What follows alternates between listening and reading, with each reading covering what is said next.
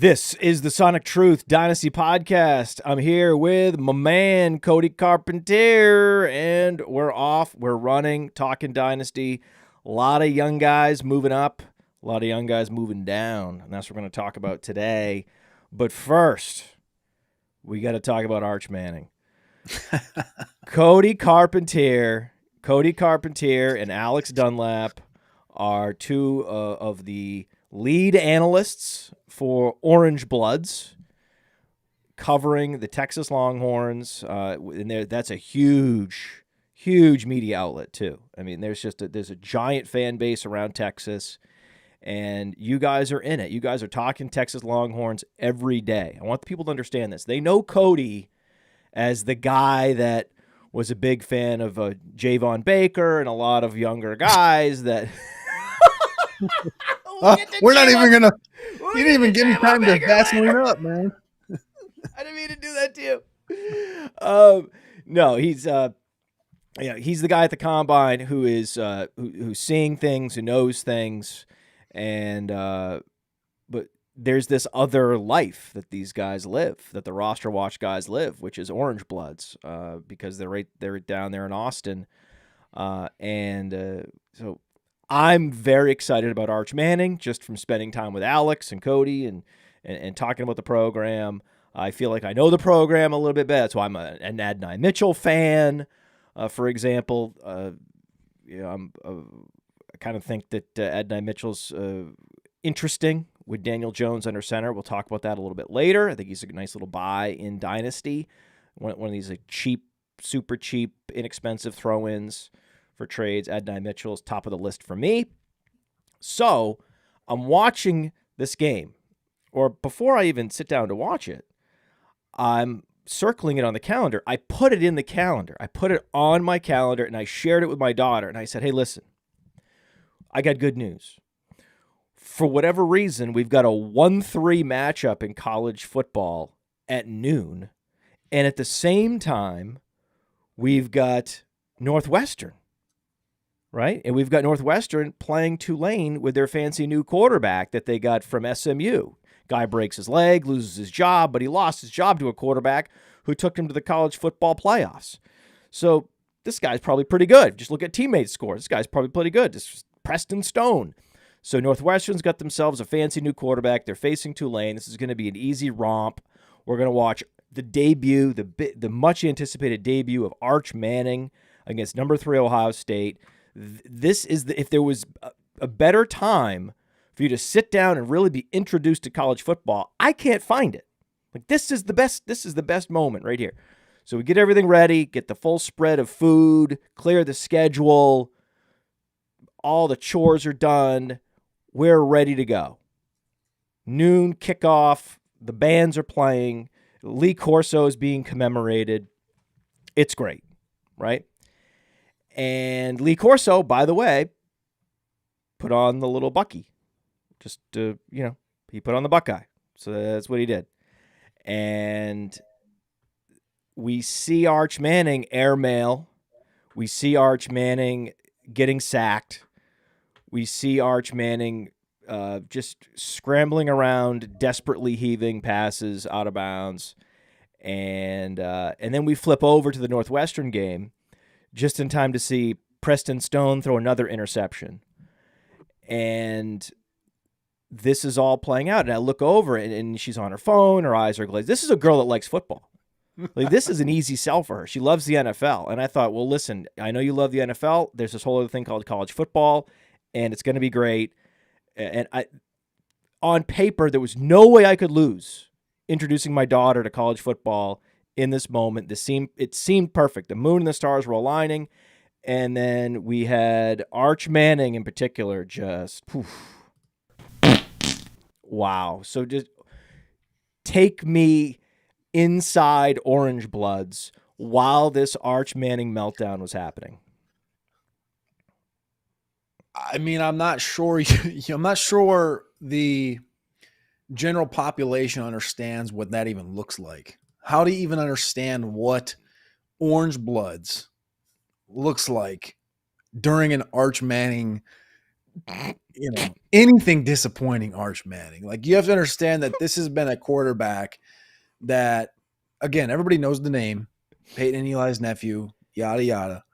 But at Texas, like, you had Quinn Ewers, who was one of the highest rated recruits also of all time the last 2 years, but he just wasn't enough. It's just not enough to go to the semifinals 2 years ago. It's just not enough that he can play competent football. And the only teams that really ever gave him a headache was one game that they should have beat Oklahoma in 2 years ago, and then Georgia, pretty good program, but just not good enough. And even when Quinn was winning games, people were asking for Arch. We want Arch. Yeah. We want Arch.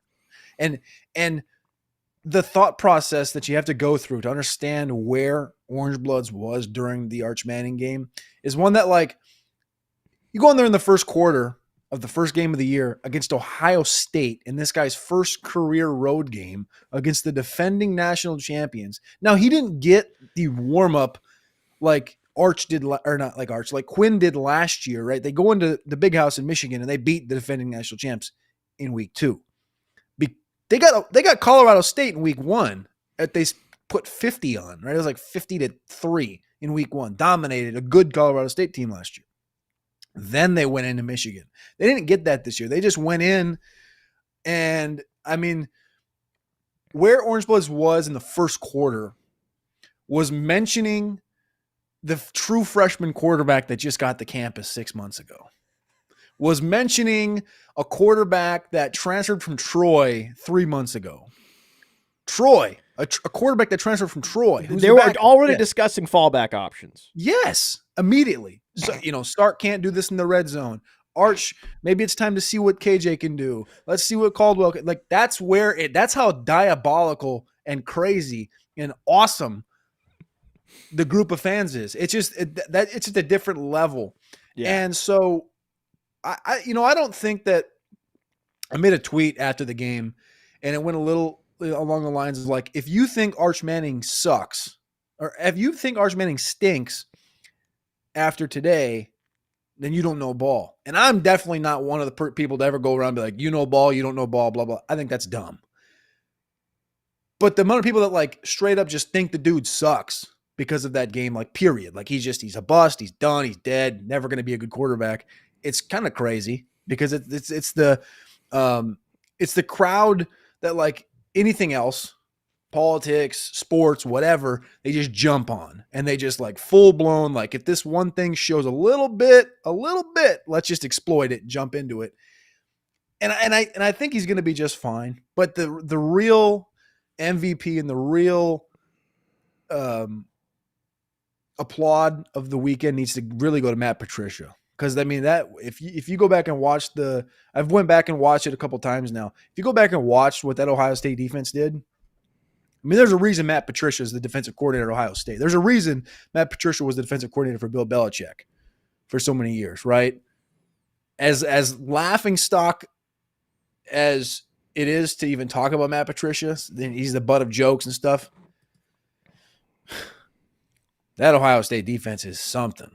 And they made Arch Manning feel uncomfortable from the rip. And you couldn't have seen it coming in. You couldn't have felt it. He said everything right. He did everything right. He was cool, calm, relaxed. But man, did they make him uncomfortable. And I did not see it coming.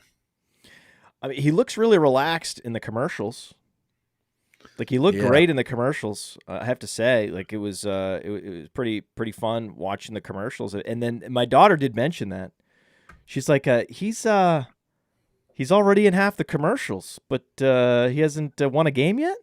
He hasn't. I was like, and I was like trying to explain. I was like, listen, they wanted him in all the commercials before he was even the starter, but his family wouldn't let him, and he agreed with his parents and his grandfather. Archie Manning takes a lead role here. He's a former NFL quarterback and is the patriarch of the family, and he kind of makes some of these decisions on this kid's behalf, and one of them was no commercials until you're the starter. Well, the problem is they're going to shoot the commercials before your first game. So what he should have said was, hey, no commercials before you do something. Why don't you do something, then you can be in a commercial? because I think I saw somewhere that Tia had more commercials than completions in the game, which was funny. Yeah. Not where you want the conversation to be in the No. middle of the biggest game of the week is about your No, commercials and what you haven't done and X, Y, and Z. But I don't know. I also think it's interesting to see, like, already, even before the game, this talk about will he be back at Texas next year? Like, this is what are we talking about? This is so, like, the game doesn't even kick off yet. The season hasn't started. The teams are 0-0, and there are questions swirling about the 2026 draft. Like, all we care about are the 2026 mocks. And where will he be? Now, it's like, hey, guys, can we play a game? Let's play a game. But it is interesting that he said, I'm taking it day by day, when asked if he was going to be back at Texas next year, which was just, again, it's not an interesting question. It's just got to be just an intentionally frustrating question to receive. But then to go, I'm taking it day by day. I mean, isn't it better just to lie? Aren't you just, even if you don't know, just say you know, and then you change your mind? Then before the season starts to say we're taking it day by day.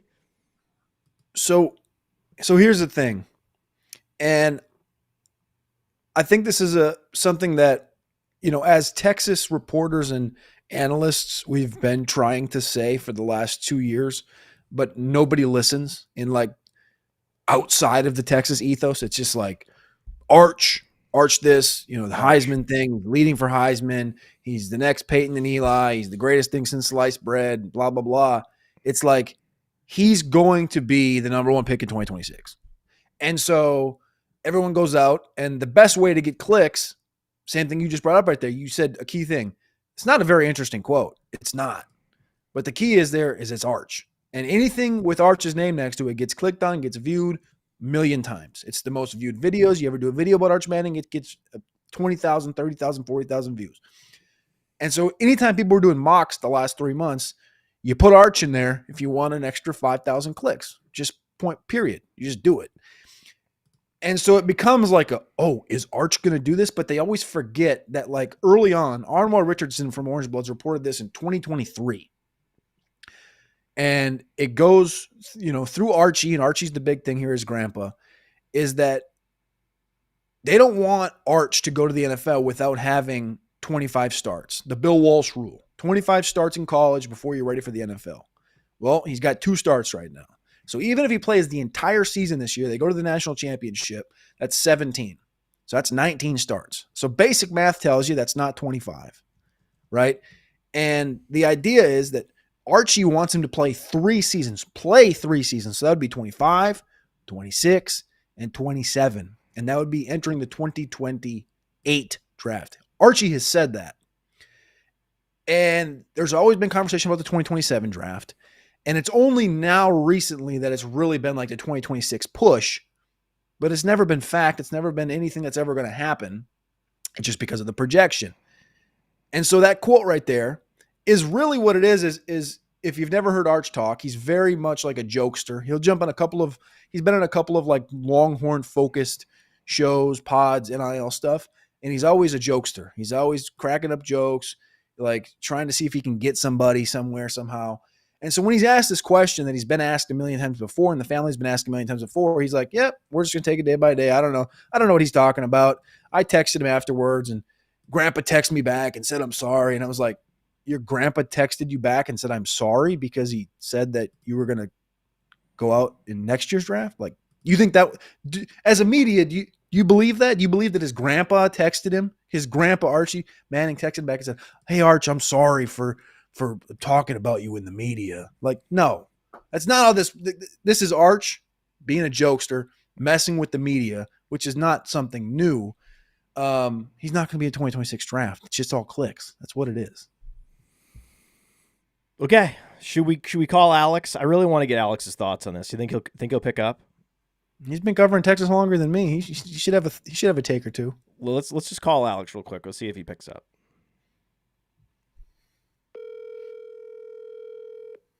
Can you hear this? Can you hear the ringing? Yep.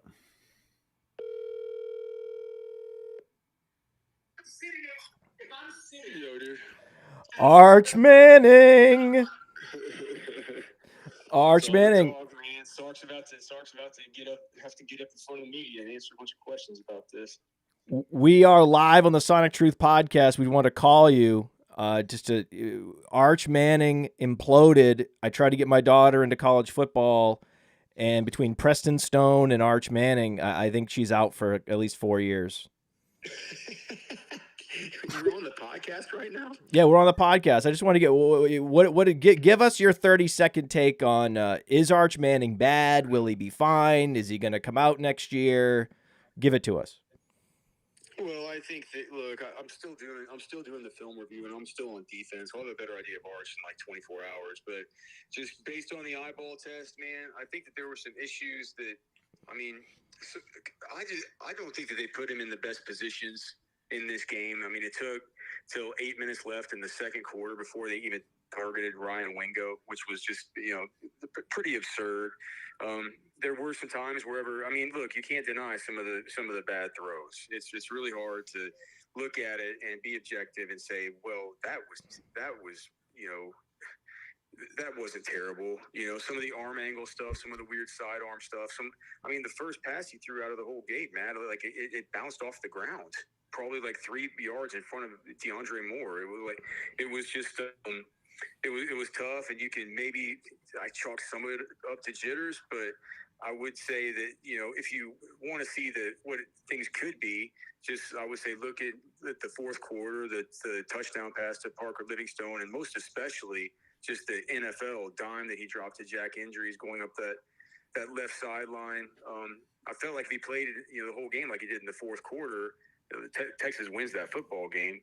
But he has 3 weeks now ahead of him playing against teams like San Jose State and UTEP and Sam Houston State and these kinds of, gimme games to where hopefully, they'll have a bye week after that. And coming into the SEC schedule, they have to go to Florida. But you figure that you got 3 weeks ahead of you. This is like a preseason to figure out whatever that was. But, yeah, clearly it wasn't an encouraging start. I'm not – it's just – you can put some of it on Sark, but I think a lot of it goes on Arch. And, disappointing start. I've seen much better from him in practice. I think he's going to be fine. But clearly, I don't think – I'm not sure that the new Heisman odds have come out, but I doubt he's still going to be the front runner as far as the betting markets. Well, thanks for that breakdown, man. He airmailed some passes. I think he's got a big arm. His arm slot is unorthodox. So we're gonna. I don't know if it doesn't always look like that. That was the weird. It's like what is he doing? So I think I don't know, man. It was a weird deal, but You think it was like one of those things where you've been practicing great, you've been awesome at the driving range, and then for some reason, first round of the big tournament, he just melted down and he lost all of his mechanics, and he'll be fine next week. Yeah, you slice that thing all the way over into the lake that's on the whole other hole. Yeah, and then you try to compensate, and then you put too much on it, and then you don't really get calibrated until the fourth quarter, and then it's a great team that you're playing, and it just gets away from you. I think that's what's going to happen. I think Arch is actually really good. And it was just a very unfortunate week one. If he had been able to get a warm-up against Texas San Antonio, it would have been totally different. But he didn't, and that's what it is. So I'm not panicking. I just want to let you know I'm not panicking, but I just want to – I was thinking about you and Cody, and I found it very funny. Well, we'll see, man. Sark's about to have to talk to the media, so he'll say whether it was his fault, whether it was Arch's fault, or – probably won't tell us much of anything, but probably not. As with coaches, probably a bunch of nothing. We're gonna talk about dynasty movers now, buddy. We'll catch up soon. All right, brother. Peace. All right, see ya. See, he doesn't sound that panicked. No, he's not worried. No, he's not worried. All right, so I think it's. I think we need to get into some dynasty rankings, shall we? Especially some of these young players. We'll get into it after this. Hey, why do we partner with the FFPC? Because they have the widest variety of fantasy football formats, and it's the easiest place to find all types of fantasy football contests in the world. What if you want to play for high stakes? Well, they have a $6 million prize pool with their Fantasy Players Championship. They also have way too early best ball leagues that start in February and Dynasty leagues. They have the closest thing to a liquid market for orphans that there is in all of Dynasty. And the FFPC has sponsored us for half a decade because we are actually delivering information that can help fantasy gamers, and they're generating so much interest into bringing in so many new users, casual users even. The FFPC creates a unique experience where you can both compete against the best and make money. Use promo code UNDERWORLD to get $25 off your first team. $25 off your first team at the FFPC with promo code UNDERWORLD. Go get it! Yeah, the FFPC is happening right now. The cool thing with the FFPC I want to mention, in addition to what we played, is they have this huge in-person event in Vegas. And a lot of people I know are going to Vegas to draft at the FFPC, and it's truly a unique environment.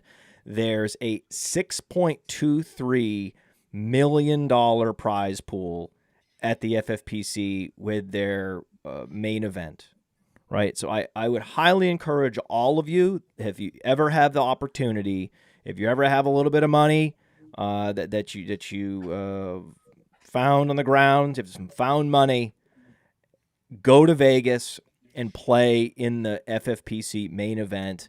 It is the flagship contest, not only for the FFPC, but for all of fantasy.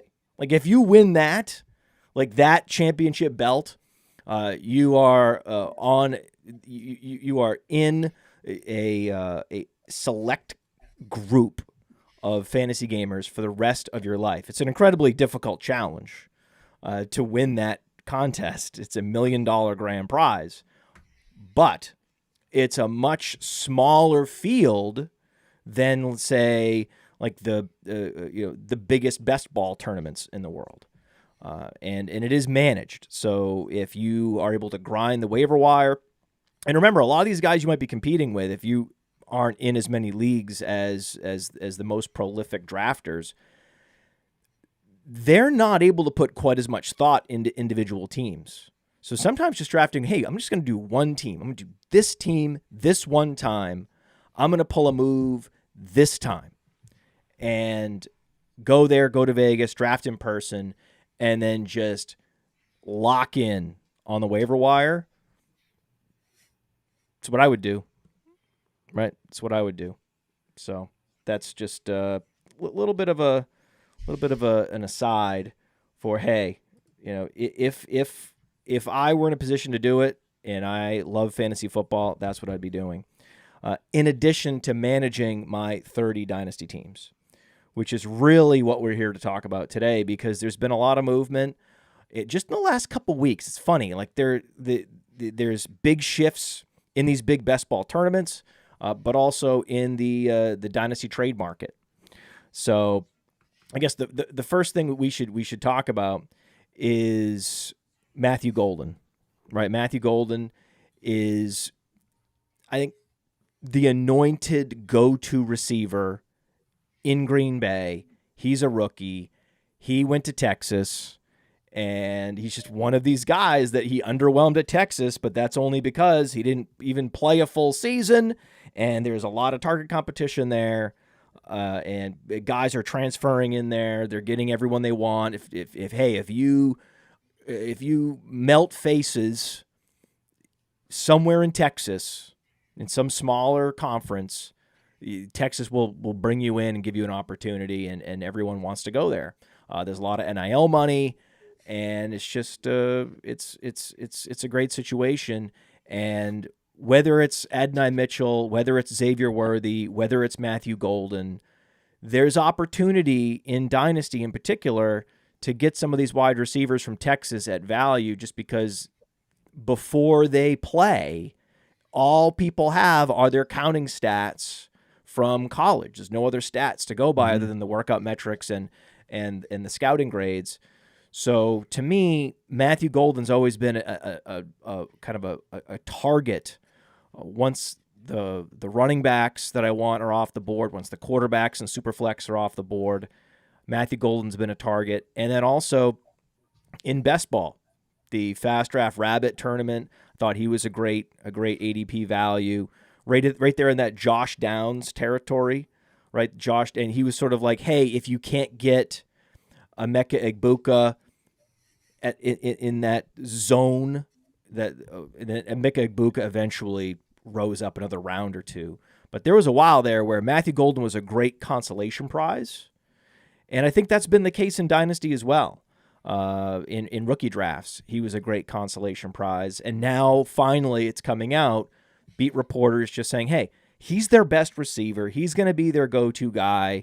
Everything fell into place for Matthew Golden. It was Jaden Reed getting nicked up. It was the other receivers being underwhelming, and our man got banished to special teams and defense, right? So Bo Melton switching to defensive back. Everything lined up for Matthew Golden. So how do you feel about him? How do you have him ranked in Dynasty? And have you noticed that the tide has turned for him? You know, I don't really want to get I feel like I don't want to get over my skis on Golden. We love Golden. You know that. He's a Texas guy. He's the best route runner Texas has had the last few years. Not the fastest. That was obviously worthy, but I compared him to more of like a Jordan Addison, a Santonio Holmes, which are, career twos with abilities to be number ones on rosters. We'll talk about Addison later, but Alex saw a little bit more out of him, I guess, than I did. He compared him to Odell Beckham, which again, I thought was like a stretch. I thought that was a big stretch to pull the Odell Beckham card off the rip. But if anybody was going to do it, I respect Alex for doing it, because Alex has seen Odell Beckham at his pro day. He's seen Odell Beckham at the combine. He's seen Odell Beckham in the flesh. I think there were some comments trickling through camp about his growth. Again, this is the first wide receiver they've drafted in the first round in Green Bay in over 20 years since Javon Walker. And there were people mentioning like Jamar Chase coming out of practice, which again, the body types are similar. Golden's closer to 185 than where Chase is closer to 200, kind of fitting that archetype at being 6 foot tall. Do I think he has like that real Jefferson Chase type ability as a rookie? I don't think it's quite to that level. I think he can be a really good wide receiver, but I'm not sure I see a Neighbors, a Chase, a Jefferson out of him. That wide receiver room also stinks. You mentioned it can't stay healthy. Yeah. Jaden Reed got a foot injury, can't stay healthy. Wicks can't catch the football. Watson can't get on the field. Dobbs is Dobbs. And Dobbs is horrible. To me, this Tucker Kraft, this is a Tucker Kraft and a Matthew Golden kind of like focal point as far as receivers. Like they love Tucker Kraft. Yes. GXRP says Tucker Kraft's the number one target this year. I think Tucker Kraft's going to be the focal point of this offense outside of Josh Jacobs. And I think they're still going to obviously try and get Jaden Reed in there. They still, we've heard they still really like Dontavian Wicks, but he's got some growing. If I was going to bet on any of the three between Watson, Wicks, and Dobbs, I would bet on Wicks as the third or fourth dude there. But everything we've heard out of Golden is kind of everything we've known from Golden. Well, his time was at Texas and at Houston, in that, at Houston, he was a prolific special teamer. And that's why Steve Sarkisian, targeted him to come to Texas. And then when he's at Texas, he wasn't the number one. That was Isaiah Bond off the rip. Bond was the one that got paid the money. He got paid almost $1 million in NIL to go to Texas. Golden got paid $250,000 to go to Texas and play wide receiver. $250,000 versus $900,000. Big difference in the result that came, right? The result that came to be was Golden being a first-round pick, and Isaiah Bond ended up being undrafted, but then ends up getting his contract in the last month, which was a second/third-round contract. And I think when you look at Golden in this Green Bay offense, I think he fits it well. And I've always compared this Green Bay offense to San Francisco the last couple of years, in that the way it was built, it's run by LaFleur, who's in the Shanahan tree. And to me, you can compare the quarterbacks for what they are. Purdy was obviously a 7th-round pick versus Love being a 1st-round pick, but he sat there behind Rodgers. They go out, get the running back in Josh Jacobs. They went out and got Christian McCaffrey. They got a signature tight end in Kraft and Kittle. They got very good offensive lines that they went out and drafted. And then at wide receiver, it's just this conglomerate of dudes like that you don't really respect, but they're really good. And Dobbs and Reed kind of fit in the same mold. And then I think of this Golden thing. And then I think of Ricky Pearsall and how much we love Ricky Pearsall and even how much we love Brandon Ayuk at one point. And I think of Golden kind of being in that situation where he should be the alpha of the offense, but I'm not sure he's quite getting the respect that he should be for that. But I'm also not quite sure I'm ready to vault him up to a tier in dynasty rankings where I'm like, yep, he's going to be a dog. Like he's going to be what Roma Dunze can be. He's going to be what Nico or what Amon-Ra can be. So for me, Golden, I'm I guess a little bit behind consensus. If you take keep trade cut for consensus, I have him right now sitting at wide receiver 26 in dynasty. That's not that high. No, I thought you were going to say higher. No, I mean, to be honest, it's right next to Worthy, right after Devonta Smith, behind Ted McMillan, right by Rashee Rice, George Pickens. Like that's just kind of where I got him. And like I said, I really like him, but I'm just not. I don't see the Odell Beckham thing that Alex sees. I see more of a Jordan Addison, who Jordan Addison I have at wide receiver, I think 20. You have him behind Jordan Addison. Yeah. That's not right. What? Really? Why is that wrong? Because Jordan Addison's suspended for 3 games. This is dynasty. This isn't seasonal. I know, and Adam Thielen went to the Vikings. Yeah. So this year could be a wash year for Addison. Addison's never going to be the number 1. Jefferson's never leaving Minnesota. So what is the real upside here for Jordan Addison? I don't understand. You just said it. Jefferson's never leaving Minnesota. Right. Sure.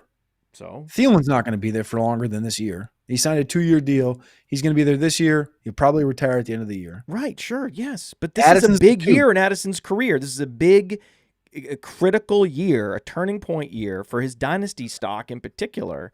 This is a very bad year to be suspended and for the team to bring in a veteran that's going to command a lot of targets in your preferred area to operate in the field. I don't think I agree though, because you look past him and it's like Jalen Naylor, who I think's taken a big step forward this offseason, but he's also been banged up. He's going to probably be ready for week 1, but past that, there's nobody in that wide receiver room. Addison's got under contract this year, 2026. He'll have the option in 2027, the team option for the 5th year. I think they'll pick it up. That'll be his age 25 season.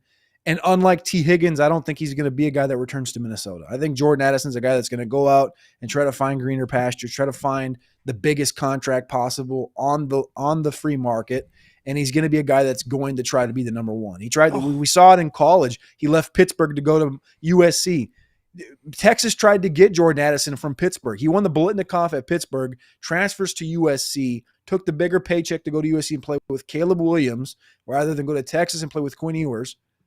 I don't think he's going to be a guy that's going to sit Minnesota behind Justin Jefferson for his career. Now, it's a great duo. And we'll see what happens with J.J. McCarthy this year.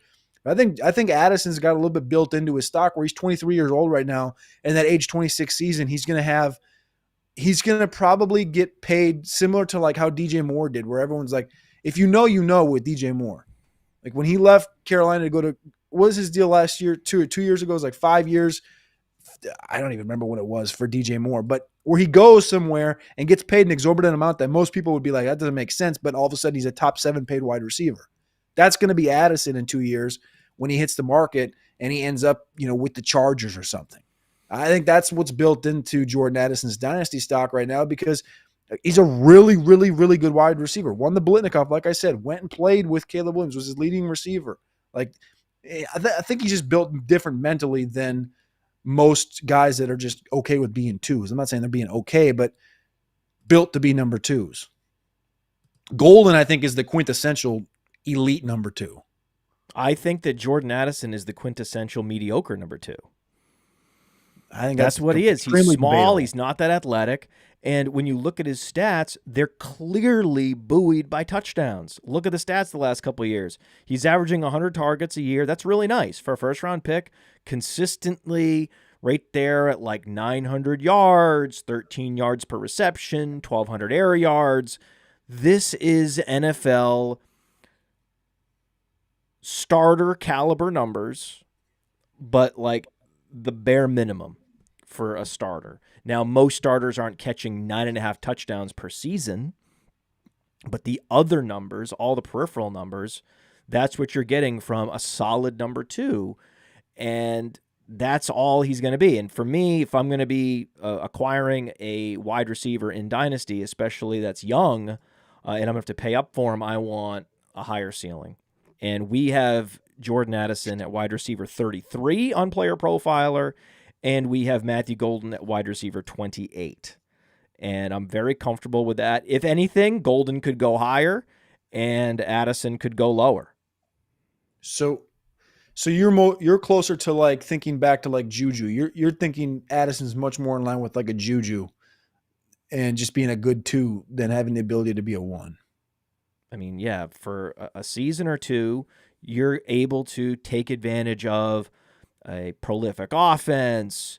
You're able to take advantage of just a high pass-to-run ratio. We've seen Austin Hooper have a great season in the right offense. We've seen lots of, Juju Smith-Schuster had a 1,400-yard season the year that Ben Roethlisberger led the league in pass attempts. Just like I said, Austin Hooper was a top tight end option the year that Matt Ryan led the NFL in pass attempts. And that's just what happens.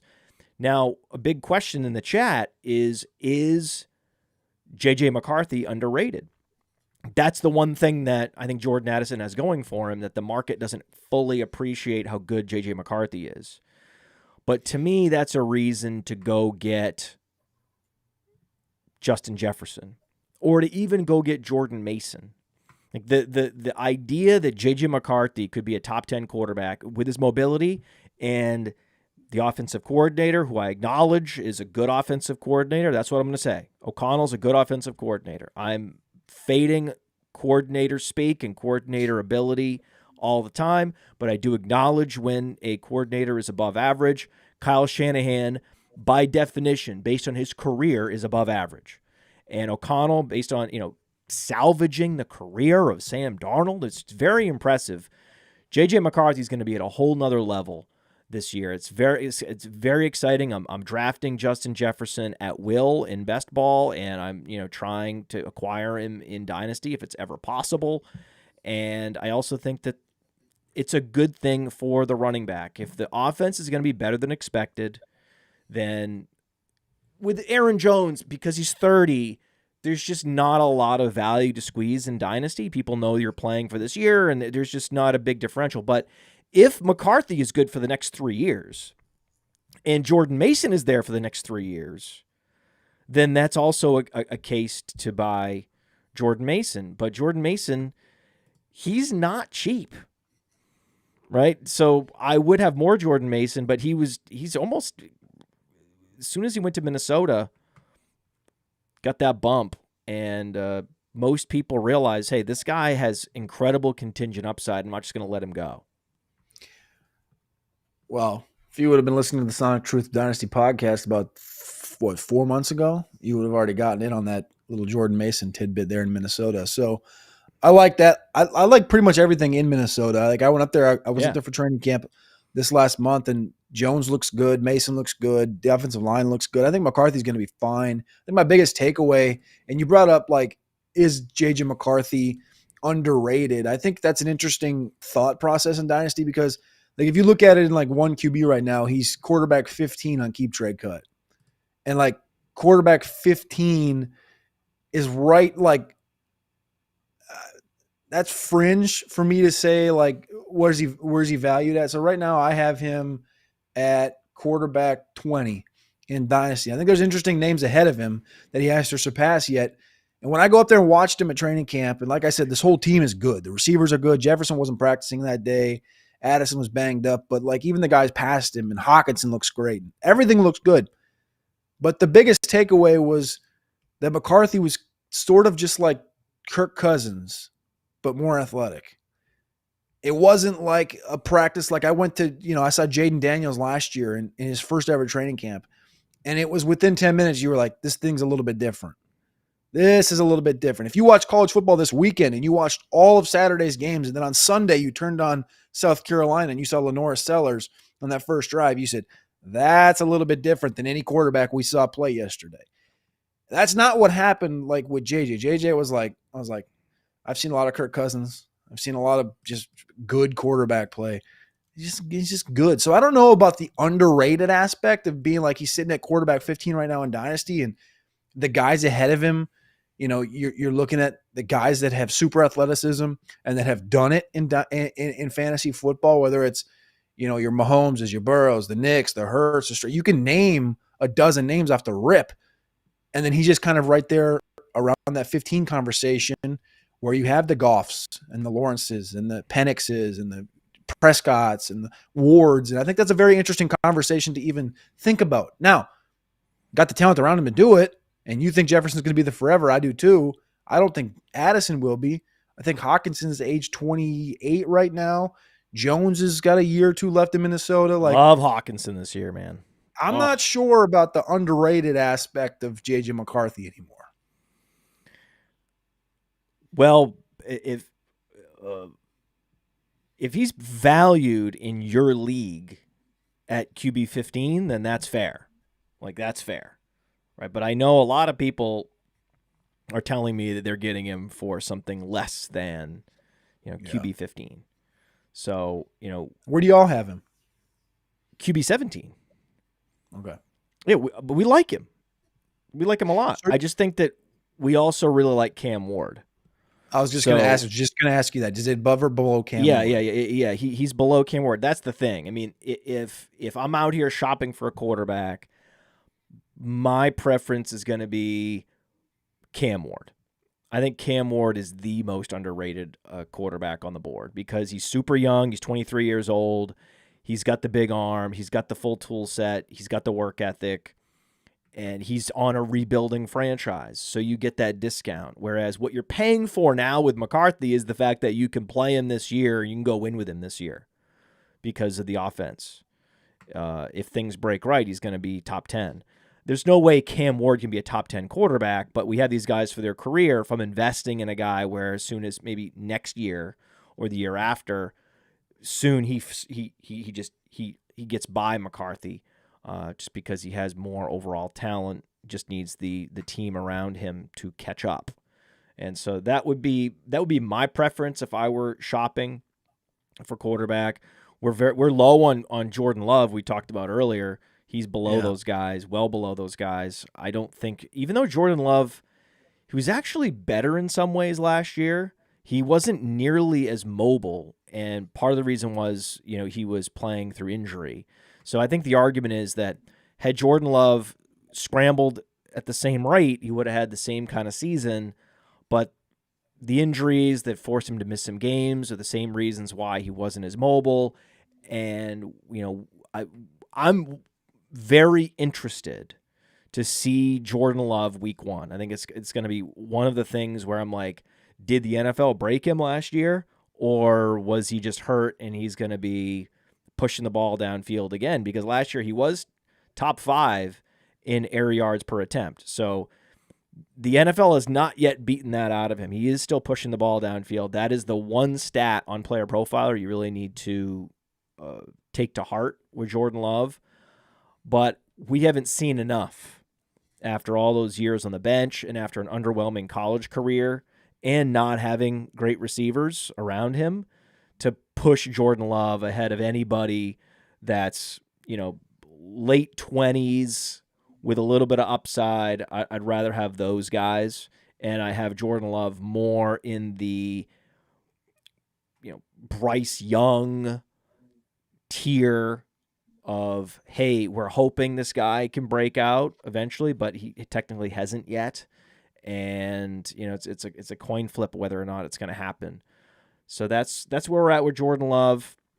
have been well behind those guys. But the nice thing about the number one wide receiver, no matter what team you're talking about, Matthew Golden, even if the quarterback underwhelms, the number one receiver can get there. Like the same Calvin Ridley, even if Cam Ward isn't so good, I think he will impress and exceed expectations. Calvin Ridley, going to be good. Now, when you talk about Bryce Young, you talk about Carolina, that's a fun team. I find myself gravitating to Tet McMillan in best ball and always trying to see where he's at in Dynasty, if he's available at all, and he's obviously a guy that I'm targeting in rookie drafts and have been targeting.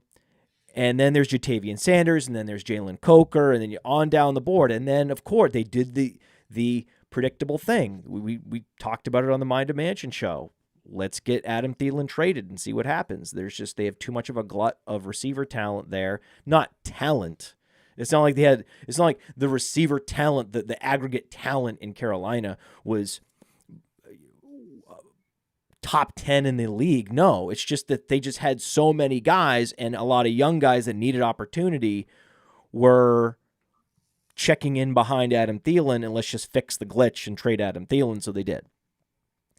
Just in time for Jalen Coker to land on IR. I mean, I was heartbroken, man. I was more heartbroken about that than I was for, Cooper Manning, watching his son faceplant. But like Jalen Coker, I mean, he had everything was lined up for him. He was a contributor last year after going undrafted, which is rarely happens for a rookie at the receiver position. And then, heartbreak. I'm a big Coker fan, by the way. Yes. I mean, he was a Shrine Bowl guy last year, 2 years ago. We got completely swindled. I mean, think about the people a week ago, like a week and a half ago. I mean, you were talking about, like you said, on the Mind of Mansion, but this has been like a thing, especially in like Viking circles. As soon as the Jefferson hamstring injury popped up this fall, and then the Addison suspension became a thing, it was like, well, who's the most obvious trade target in the world? It's Adam Thielen. There was like other names thrown out there, but it was like, this is too easy. Thielen always wanted to retire Viking, and it happens. And the pivot, you had like 24 hours of drafting for seasonal stuff, best ball stuff. And all of a sudden you get the Saturday morning news dump of Coker on the IR. And it's like, oh my God. I mean, I still think he's going to be like, we're fine for Dynasty. Like, I think you're still getting your good value. I think Coker's, it's only extending the window of value in Dynasty to go get Jalen Coker, because this is his role. This has always been the plan. Get him fall. They want him to be that guy. He's going to be that guy. He had an injury like in one-on-one drills on Thursday night, and it's like, it happened. God damn it. It's the stupidest thing. And it happens. Thing. And like, we know Leggett can't stay healthy. Leggett's terrible. Not that great. Terrible. Super funny dude. Not that great. Who's better, Romeo Dobbs or Xavier Leggett? Oh, Leggett. You know why? Because Leggett can talk. Actually, he can't, but neither of them can. But they can't play football. I know that. He what? I mean, it would be an interesting offense if you just lined up Leggett on one side and Dobbs on the other. I don't know how much work you'd get done, but they're not good. I love Coker, and I bumped up Tedero McMillan. I think I'm actually, honestly, with McMillan. I don't know how high can you even get him. Like, I think I'm behind consensus. I got him at 13, and I bumped him ahead of Garrett Wilson. I bumped him ahead of Adunze. It's really tough for me because I really like Adunze. I really like Ibuka. I think Ibuka's going to be good this year in Tampa. He's going to start really hot. But even if you look at the strength of schedule tool for Roster Watch right now that Alex puts together for fast starts, which is like the number one thing we look for early in the season, the overall best schedule on the strength of schedule tool for wide receivers is Carolina, number one, far and away, just ahead of Chicago and Seattle, far and away. Fast start, leans into Carolina, and the target consolidation is this now. I mean, it is Ted McMillan and Ted McMillan and Jatavian Sanders? Yes! Jatavian Sanders, baby! Dude! I mean, we talk about these. Oh, yeah, Tucker Kraft. Dude, everybody knows about Tucker Kraft. You're not getting a lot of value in Tucker Kraft. Everyone knows Tucker Kraft's lined up for a ton of targets this year. Jatavian Sanders is in the same position as Tucker Kraft, baby.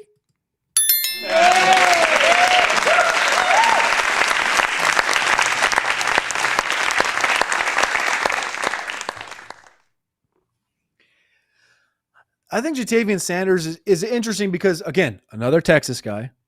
But a year ago when he came out, we had a lot of questions. Like, he was the number one guy that was, like, disappointing in testing. This is a guy who's 6'4", 235 pounds. He was a DN going into Texas, moved to tight end, super good athlete, and the testing was horrible. And then people started to question how much he loved the game, blah, blah, blah, that whole 9 yards. He goes to Carolina, doesn't have the most eventful rookie season, but it's like year two in a system, like everything, year two, year three, that's when changes happen. Age 22 season right now, as you can see if you're watching on YouTube. And he seems to have like shifted. The energy is shifted. The team is shifted. They like him a lot, and he's going to be a focal point. And one of the most trusted sources in Carolina, the one that's led me to Chuba Hubbard the last couple of years, being like the far and away, just like it's his backfield, period. This year was like Jatavian Sanders, like they're really high on Jatavian Sanders. They really believe in Jatavian Sanders. Like I said, we were worried about him from a work ethic standpoint. They're no longer worried about him from a work ethic standpoint.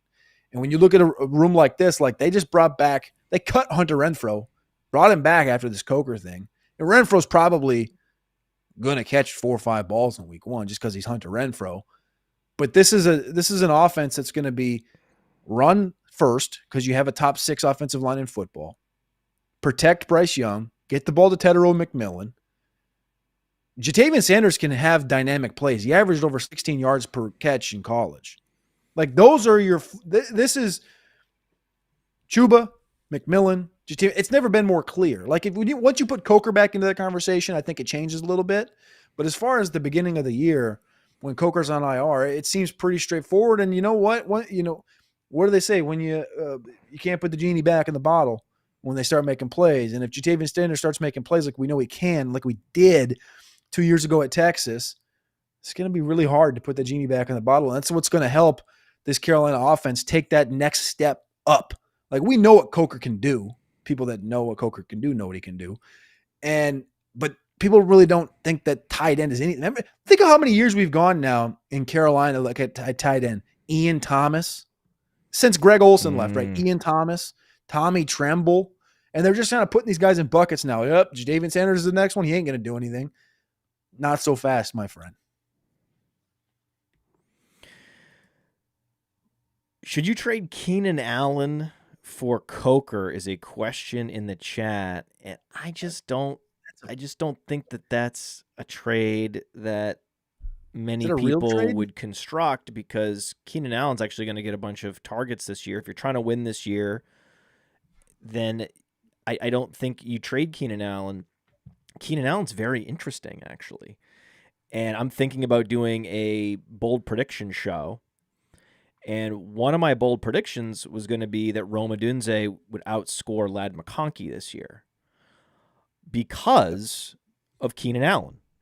Because the targets that Keenan Allen is taking, Keenan Allen leaves Chicago. He packs up and puts targets in his suitcase, right? So the targets, he gets in his suitcase with the targets, takes those targets to Los Angeles. So now things are blown wide open for Rome Odunze, and things are getting constricted for Ladd McConkey, because now Keenan Allen, doesn't matter how fast he is, he's going to command targets. Like that's just, as long as he's healthy, he's going to be out there getting 8 targets a game.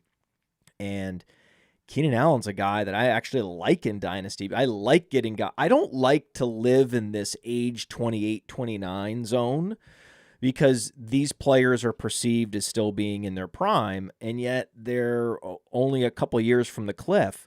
What I would rather do is take a guy that's established in his early 30s and that teams still want him.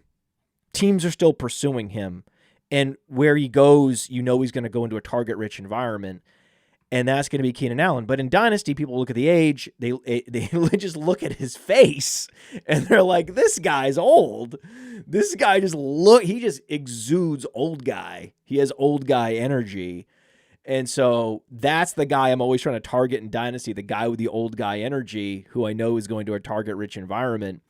So while I love Coker, that's not the trade I'm trying to do. I'm probably trying to get him as a throw-in where I'm unloading a guy that's a little more sexy, and then that gives you the license to say, oh, yeah, could you just throw in Coker if you don't mind? Just like before, yeah, can you just throw in Chuba Hubbard? Right? Just throw in now Chuba Hubbard's a top 20 Dynasty option. Like, we have Chuba Hubbard right there with Derrick Henry and Isaiah Pacheco. Like, that Chuba Hubbard's good. And that's the beauty. If you talk about consolidated, just draw a line straight down the roster. The running back, the quarterback, the number one receiver, the number two receiver in Coker, and the tight end. Boom, boom, boom, boom, boom. And they're going to be throwing a lot in Carolina. I mean, this is what you want. You want a team with a consolidated opportunity distribution, a great offensive line, and a below-average defense. This was the thesis all along for loading up on Carolina. And in best ball, my strategy was always, let me get one of these top 5 quarterbacks, and let me do a premium stack, and let me do a backdoor stack. So I get one premium stack. I get one like Daniels McLaurin stack with like Ertz later. And then if I'm going all late round tight end, I can go Tet, I can go Bryce Young, I can go Jatavian Sanders, and that's like a late round tight end. Of all the late round tight ends, I think Jatavian Sanders is my favorite. It was Hunter Henry, and then once Thielen's traded, it became Jatavian Sanders. I think this is a Dynasty show, but I think you laid it out perfectly in that the Hunter Henry. Love Hunter Henry. Kyle Pitts. I'm still in on Kyle Pitts, and he's a 14th round pick right now. Jatavian Sanders is down there. You look at Jake Ferguson. Like, this is the year of the late round tight end. I don't think you can really go wrong with any of those guys. No, there's a lot of great options. Even Brenton Strange. What about Brenton Strange? What about Brenton Strange? Because Brenton Strange was the other guy, because it's very easy to stack a Brian Thomas with a Trevor Lawrence with a Brenton Strange. It's very easy to stack Tet with Young and Sanders. A lot of other, a number one receiver with a tight end and a quarterback, it becomes a lot more challenging. It's a lot more challenging to stack both Kittle and with Purdy, but then also with Pearsall. I mean, that's a little easier, but it's not as easy as the Carolina stack. And then it gets really hard if you want to try to stack Eagles. Ew. And it became impossible to stack Chiefs in the last couple weeks of the season after the Rashee Rice suspension. Getting Worthy and Mahomes and Kelsey became this slalom course that you had to run, whereas it was just the easiest thing in the world, just to sit back and just reach a couple picks on Tet McMillan and then stack them up. Even throw in Chuba, why not? A couple rounds later. So that was that Carolina stack has been critical, and this is across all formats. This is best ball. This is Dynasty. Bryce Young is going to be a top 20 quarterback in Dynasty. He is going to do that. And again, I respect the hell out of him for getting yanked, getting totally demoralized, being at the bottom, and then clawing his way back up out of the hole just like Daniel Plainview in There Will Be Blood, and then just dragging himself back into the facility and being like, no, I'm still here. I'm a number one pick. I know what I'm doing. Get me back out there. F you for ever benching me. I'm going to prove you wrong. I kind of like that.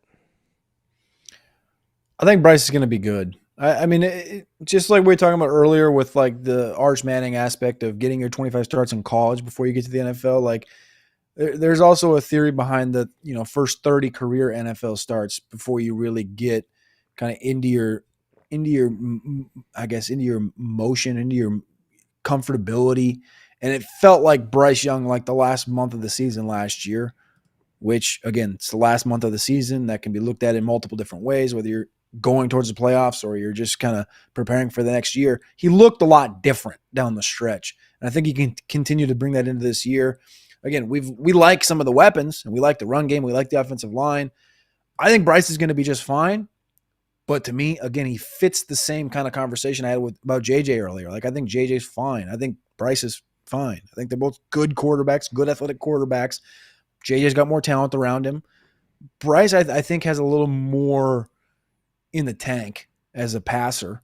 But I think I'm with you, though. I was going to bring up Bryce earlier when we were talking about JJ, just asking, like, who you were higher on. Was it Bryce or was it Michael Penix in comparison to that conversation, the top 20, and who you kind of saw? But it sounds like you feel a little bit better about Bryce.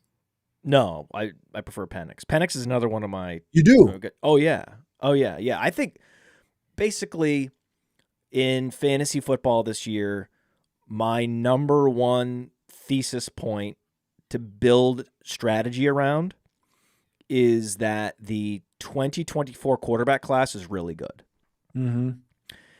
And everyone is being benchmarked against Jaden Daniels, but watch Drake May break out all over the place. Watch Penix. Watch these guys all exceed expectations this year, right? The one guy that's going to be really challenged to exceed expectations is Bo Nix. Just because, I mean, he's being drafted sometimes as QB6. Not anymore. Now it's Mahomes.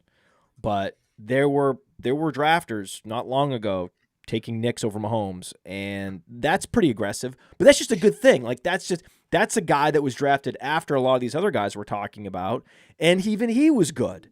So I think it's a pretty basic premise that, hey, this just happened. We're going to look back at one of the God-level quarterback classes in the history of the NFL in 2024. And if that is true, then you've got a lot of value here. You got a lot of value in Atlanta. That's a reason to take a chance on Kyle Pitts. That's a reason to be completely all in on Drake London. I think Drake London should be a first-round pick. I'm all over Drake London in startups. Dynasty startups, give me Drake London. I'll take Drake London. He's my preferred number one, like, cornerstone wide receiver, and you don't have to pay the Jamar Chase level price for a guy like Drake London coming off like a 100-catch season, playing for a quarterback on one leg.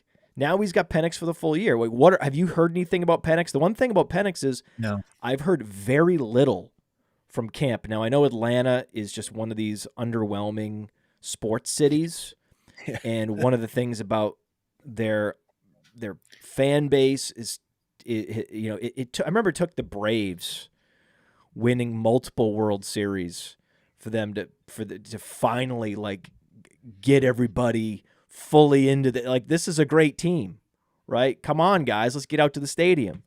Let's pack this stadium. And, the Hawks and all. Anyway, Atlanta's always been sort of, per capita, one of the worst sports cities per capita. Just based on how big it is, you'd think it would be a better sports city. And it trickles all the way down to their media. Yep. Like, they have, like, Bengals level media. Yep. Covering the team. And it's just like, hey, man, this city it's not that into sports. It's a great music city. There's a lot of other things going on there. And it's just not a great sports town. Not sorry. And that's part of the but so that's my wonder is, like, hey, we didn't hear anything about Jamar Chase in camp, and he melted faces right? All we knew is he had a couple drops in practice, and that was overblown. And so I'm like, man, we got radio silence about Penix. I'm a little bit nervous, but I'm very hopeful because everything there is consolidated. You can go Bijan right there at the top, and then and they're. I mean, it's not common, but I mean, I suppose there's probably a few people on Fast Draft in the Rabbit because it's 10 teams that were able to go Bijan and Drake London. Those would be some fun teams. That'd be yeah. But yeah. So are you ahead or behind on Penix? I think I'm ahead. I have him at quarterback 13. Jamie Pirog put a great question in the chat, and it was exactly the angle I was going to take in asking you this question. I know this is not on the show sheet, but we're talking about these quarterbacks, and you brought up this quarterback class. And a thought I had was, like, obviously there's usually generally a bust, a guy that doesn't make it through. But, like, if you really take, by the way, the guy I fear from that class the most was the first pick. Let me get there. Okay. I was going to say, if you take a 10,000-foot view from this thing and you look at all these quarterbacks that went in round one, right? So we got Caleb to the Bears, Jaden to the Commanders, Drake to the Patriots, Penix to the Falcons, JJ to the Vikings, and Bo Nix to the Broncos. 6 first-round picks. One of them has to bust. Probably. But maybe not. Maybe. Well, yeah, that they could all hit. Based on probabilities, it's possible they all hit. But probably not. We did have the one draft. The 2021 draft. We did have the 2021 draft. So that could even out 2021 for 2024. You kind of just got to trade away the whole class. You get the whole. If you take a 10,000-foot view of that 2024 quarterback class, what has to happen, or how far away are we from Caleb Williams being the lowest ranked quarterback in Dynasty among those 6? Yeah, it's not that far away. It's not. It's not. like 6 weeks. It's not. We could be like, September couldn't be over and we could be talking about that. Yeah. No, it's scary, man. It's scary. I know when I was doing my mock drafts in the Rabbit on Fast Draft, whenever I would have to stack DJ Moore or Roma Dunze with Caleb Williams just because of the way the draft fell, it's tough. It's always just, there's something, I don't know what it is. It's just something where I was like, ugh. It's Ben Johnson with a revamped offensive line, a pretty talented running back, and a super talented wide receiver room, and a super talented tight end room, and nobody wants to click the button. It's so weird. And the thing is, I was worried that it was my own biases because I always cheer for the offensive coordinator to fail. Mm-hmm. Mm-hmm. Like I am, I'm out in front on that. Like if Ben Johnson face plants, I'm going to be laughing. Yeah. Just laughing about how many people drafted Bears based on Ben Johnson, the Ben Johnson offense. It's just embarrassing. And every year, everyone that does it should be embarrassed. Drafting people based on the offensive coordinator is the path to hell in fantasy football. And so a part of me is like, oh man, it would be nice if they were terrible. Well, it doesn't, I mean, it really kind of doesn't make a lot of sense other than the fact that it seems like literally almost everybody's on the same page. It's like, even in seasonal stuff, like he's a 14th round pick in 1 QB drafts. Like he's like putting together the cheat sheet. Like you put him in there, he's like quarterback 16. And you're like, in what world is a quarterback in this situation with the talent around him not even conversed in like the top 10? Like you think of like Tua, and you're like, okay, well, Tua, the offensive line's kind of crap. The running back's banged up. The receivers are aging. Tua can't stay healthy. Like, I can tell myself a story. But in Chicago, it's like the only story you're telling yourself is that Caleb might stink. And he might not be able to take, like, everyone's seen the videos of like Ben Johnson. Like, he's got like the presidential 4 years on him in 4 months, like gray hair, and hasn't had the best fall camp. And it just doesn't seem like everything's going right. It's just a bad feeling. God, there's no data. I mean, well, the data is that Caleb wasn't good last year. The advanced metrics support it. But it's also just, hey, 1 year to the next. I mean, Jared Goff had the worst rookie season ever. and he's still in the league, and we're still drafting him, and he's still propelling one of the great offenses in the NFL. So, rookie year, Peyton Manning, right? Yeah. There's so many bad rookie years out there, like catastrophic, and it's okay. It's okay. But yeah, I mean, I am still drafting a Dunze. I will say that. I have fully come to terms with, hey, no matter what happens with the quarterback, a Dunze, I believe, is an elite, true alpha receiver, especially based on, putting up 1,600 plus yards at Washington, and also then delivering the athleticism and the work ethic, checking every box every step of the way. And I think he's the number one receiver in Chicago. And I think that DJ Moore in a little more of an auxiliary role is perfect for DJ Moore, especially as he gets a little bit older. I think it's perfect. I think if he could step up into that alpha role and DJ Moore can be the flanker and the volume flanker, I think it's going to be perfect. But I'm just the number one receiver based on the Tom Savage corollary is the most immune from the supporting cast dragging them down. Even more immune than the running back. I get more concerned. I'm more concerned for DeAndre Swift than I am Rome Odunze if Caleb Williams busts. It's not good for Rome Odunze. It'd be great if Caleb Williams was prolific, but he's based on the fact that he's going to get targets. He has that yards after the catch ability. He can break tackles. I'm still fully confident and comfortable with Odunze. The chat really wants us to talk about Keon Coleman, and I know you want to talk about Keon Coleman, and I really want to talk about Keon Coleman. We'll get into it after this. Hey, I love fantasy football. I love card collecting, and there is a new innovator in the fantasy space, which I also love, called Game Blazers, that is combining the joy of ripping packs with the joy of fantasy sports. And it's a free-to-play game. We're talking about $35,000 every week in guaranteed prizes, $750,000 total this year. They're going to be giving out in guaranteed prizes in a free-to-play game. Go to GameBlazers.com. The code is PLAYER100. PLAYER100 gets you a $100 deposit match at Game Blazers. You go there, you sign up for free, you start ripping packs, and then jump into their mini games. You get some experience points, you upgrade your cards, and then boom, boom, boom, boom, boom, you're set up to exploit a new fantasy game with lots of guaranteed money. Go to GameBlazers.com. The code is PLAYER100 for that $100 deposit match, and you can thank me later.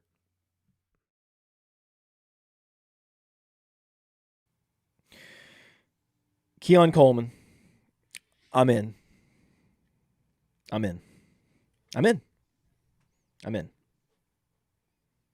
in? Pretty in? I think he's like 10 toes or like up the hips, the nipples or what? When we were talking about Jordan Addison an hour ago, and I had a guy in mind, or I'm like, why would I pay for him when I can get him? I was thinking of Keon Coleman, because Keon Coleman has that alpha receiver in his range of outcomes with a great quarterback. I mean, it's just all there for him, especially in Dynasty. If you want to take a swing, if you have 3 good receivers in Dynasty, if you're happy with it, your 4th receiver should absolutely be Keon Coleman. You need to start taking some swings. You can't be just, I'm going to play it safe with Khalil Shakir, and I'm going to play it safe with Jordan Addison. I know he's going to get his 100 targets, and I know he's going to get his 800 yards. No. Josh Downs. Well, let's see with Josh Downs. Josh Downs, I think it's possible with Daniel Jones, with the perfect quarterback match with his skill set. I think it's possible that Josh Downs gets the most out of that body and that athletic profile of any receiver we've seen, because we've seen a lot of receivers with that, college body of work ultimately translate it into the NFL. So he did it as a sophomore in a major conference, North Carolina, not the biggest school, but 38.7% target share, 1,300 plus receiving yards, averaging 10 touchdowns a season his last 2 years, playing on special teams. And he's not unathletic. He's just small. Like his agility score is 90th percentile. His burst score, 90th percentile. He's just tiny. He's 5'9", 170. And this is what everybody wanted Tank Dell to be. I think that's what Josh Downs is going to be. And so I want to see him get the absolute most out of that body as he possibly, and I think he can. I think he can put up like 1,100 yards. I think he can have, I think he can be great. So that's not what I'm talking about. I'm talking about a guy who's clearly parked in the Josh Palmer parking, like the Josh Palmer parking spot in the lot is, depending on the situation, a guy that, like Jordan Addison, finds himself overvalued in Dynasty. And then I would rather just, even if I've never seen it in the NFL, even if this guy's been inefficient in the NFL, if he is lined up to be the number one, if he is exceeding expectations in camp, happy to write off that rookie year and just take a shot. 100%. 100%. I'm way ahead. I've been way ahead on Coleman. I've had him as a top 75 Dynasty asset in 1 QB all summer since the spring. And when they didn't make any moves really to add anything other than a mildly overpaid Josh Palmer and an Elijah Moore that can't stay healthy, unfortunately. And, Dalton Kincaid is there. Sure. Have it. And they finally paid James Cook. Like, I don't have to tell myself much of a story at all to see a Keon Coleman being the top targeted player on this roster from the jump this year. I mean, I saw it last year going to training camp with the Bills when they visited Pittsburgh. And even though the connection wasn't there, Josh Allen was forcing the football to Keon Coleman, trying to establish it. And it was clearly from the jump not a connection. They were so far off last fall, it wasn't even funny. And that fell into the season. And as the season went by, I mean, we can say we can forget about the season and stuff because he caught 29 out of 57 balls. It was like 50% catch rate. But he still almost had 600 yards and averaged almost 20 yards per reception. Like, he's a rather dynamic receiver that really wasn't his style in college. He only averaged 13 yards per reception at Michigan State and at Florida State those 2 years. And he's a guy that played basketball at Michigan State. He can go up and get it in the red zone. And he wasn't fast, which a lot of people hated. And his yards per route run wasn't great. But the miles per hour, the GPS, when you put the pads on and he's running around, it's good enough. And he might not be the biggest separator, but when you're an alpha on the outside, we've seen for decades some of these big dudes that don't have to be, these next level route running separators like the Judys and the Calvin Ridleys of the world. And you can win as an AJ Green, as a Julio, as these big dudes. And people are going to say, well, you can't compare Keon to but I mean, Terrell Owens ran a 4.64. Like, Terrell Owens wasn't the greatest separator, but he was big and he's able to get up and get it. And his routes were clean enough. And I think Keon Coleman in an offense with a guy that has grown so much as a passer like Josh Allen has and needs an alpha and had an alpha at one point with Stephon Diggs. Like, this is a young 22-year-old Adonis that I think can take that next step. So I'm very bullish on Keon Coleman in Dynasty and have been ahead of Brandon Ayuk, ahead of Ricky Pearsall, Terry McLaurin. Like, I absolutely love Keon Coleman. You ain't got to sell me on that. I've been charting his targets on Hard Knocks. I love that. And he's got 100% catch rate. I love that. I mean, he hasn't been dropped. No drop targets in Hard Knocks. No, the media has not shown a drop. They have not shown him a drop. But it's not like they're it's propaganda for Keon Coleman. No, they would. They're happy to show a drop and then watch the coach come out and do coach stuff and yell at him and talk about how they're having underwhelming practice and how they need to go back to the drawing board and everything. And Keon Coleman's drop was the reason why they had to stop practice. They're happy to do that. That's great television. But they're not doing it because he's catching everything. And then the beat reporters are saying he's catching everything, and the coaches are saying this guy's just a different guy. and I'm here for it. There's certain things that I listen for, especially with second-year players. Way too often, I have taken and run with a rookie year and extrapolated it one way or the other, and it was a mistake. It's a mistake. And doing it with Keon Coleman, I believe, is one of those mistakes. You need to just, hey, let's take that rookie year. We know it was underwhelming. Let's make sure we're not overvaluing this guy heading into this next season. But let's listen. Let's listen to the teammates. Let's listen to the coaches and be open-minded. And so that's one thing I'm priding myself on, especially this year, being a little more open-minded with some of these second-year players, especially when they are in the utmost best situation. And what could be better than having the number one target quality rating on PlayerProfiler in 2024? It looks at target depth, it looks at target accuracy, and it calculates an overall rating. So because he was top 10 in average target depth and he had above average target accuracy, which is much harder to do down the field to the boundary, which is where Keon Coleman often operates, that's just an incredible sign. That's an incredible sign. All you need to do is just add some more volume, which is what he's going to get, especially with Shakir banged up, and just it's his offense. And yeah, see, Egbuka rising so far so fast throughout the summer. I just feel like there can only be a couple guys that are these helium balloons. People can't get out over their skis on so many guys. So Egbuka was the guy that everyone got out, and then that means Golden a little bit left behind. That means Keon Coleman a little bit left behind. So I don't get Egbuka. Okay, I'm not going to cry about it. I can get Josh Downs. Don't get Josh Downs. I'm not going to cry about it. I can get Matthew Golden. I can get Keon Coleman. It's those guys. I mean, I think in that zone for best ball and for Dynasty, those are my receivers. Those guys are young, and they are still now. Matthew Golden, because he was a first-round pick in Dynasty, certainly, a little bit of a different class of value. But Keon Coleman, I mean, I don't know. I mean, the issue always with Dynasty is the guy who has Keon Coleman because he likes Keon Coleman.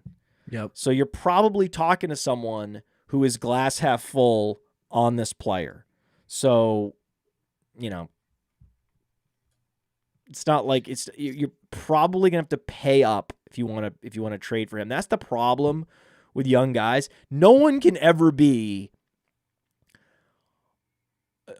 magnetized to a Keenan Allen, right? It's not possible. Okay, I have Keenan Allen, but I have him for a particular reason. He is a mercenary for me to win a championship this year, and that's all he is. And if someone can give me a better mercenary, then I'll just take that guy. But with a second-year guy on the Bills who has been super polarizing, whoever finds himself with Keon Coleman over the summer is going to be a guy who's like already put his flag in the ground. That's the issue. Yeah, I think that's that happens a lot though with second and third year guys. It's like if you go check the waiver wire, you're like, all right, did this guy get cut at some point? No, or yes, he's added. It's like you're the chances you're going to get a guy that's super deep or didn't have a good rookie season or sophomore season, and someone's in love with, it's rare. It's like the guy that had Javon Baker. You're probably not going to be able to go get Javon Baker anymore. We're not going to talk about Javon Baker. Although if you bring him up, you brought him up. So what do you think happened? Because you like Javon. You showed me some, really high impact plays that he made in college. I thought he looked cool. And then it didn't happen for him. And he got cut. So was this a work ethic thing? This is a guy who is 6'1", 200 pounds, above average burst, speed. He seemed like he was definitely at least cut out to be like a Josh Palmer level talent in the league. And then just didn't fire at all. Well, we'll rewind to the day he got drafted, if you remember right. The quote that he had was, "Bring your popcorn. I make people stand up. I make people in wheelchairs stand up." That was the quote from Javon Baker when he was drafted. Wait, he said that? Bring your popcorn. I make people in wheelchairs stand up. That's funny. It's a great quote. Unbelievable. That's one of the quotes of the year. Jalen Polk was drafted. So I love Javon Baker. He was all Big 12 first team that year he was at UCF after he transferred from Alabama, and he was at Kentucky for a minute. Like, the reason he didn't last at Alabama and Kentucky was off-field stuff. And you, if anybody know, I've been doing the dog rating since 2022.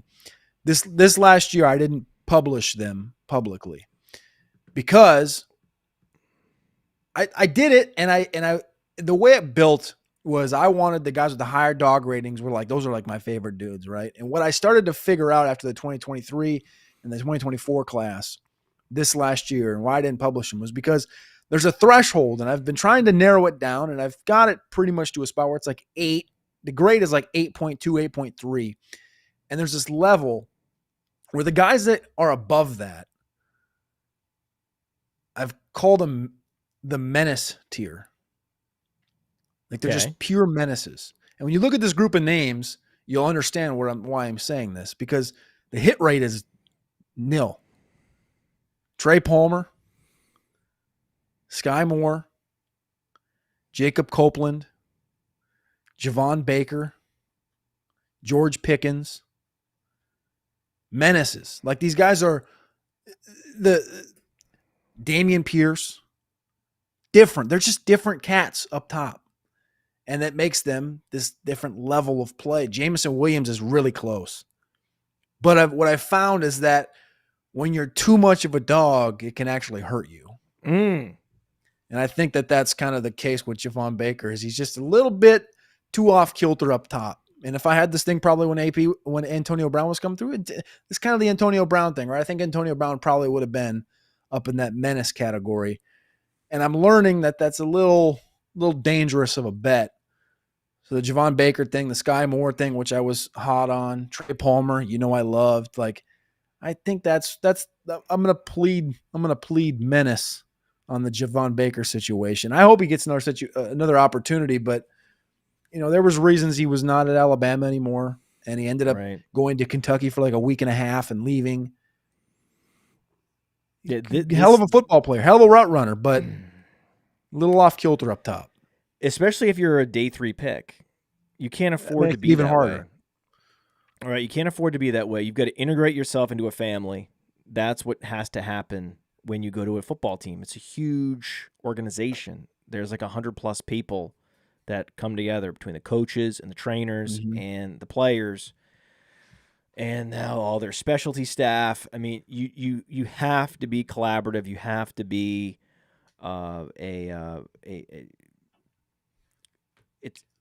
you get punished for being an asshole in a large organization, a group setting like that. It's a little bit easier with smaller scale team sports, where if you're if you're John Rocker and your teammates hate your guts, you can just hide out in the bullpen and come out when you're called and work with your one pitching coach, and that's it. And as long as you're getting people out, if your teammates hate you, then they're going to keep rolling you out there. It's a little bit different with a football team.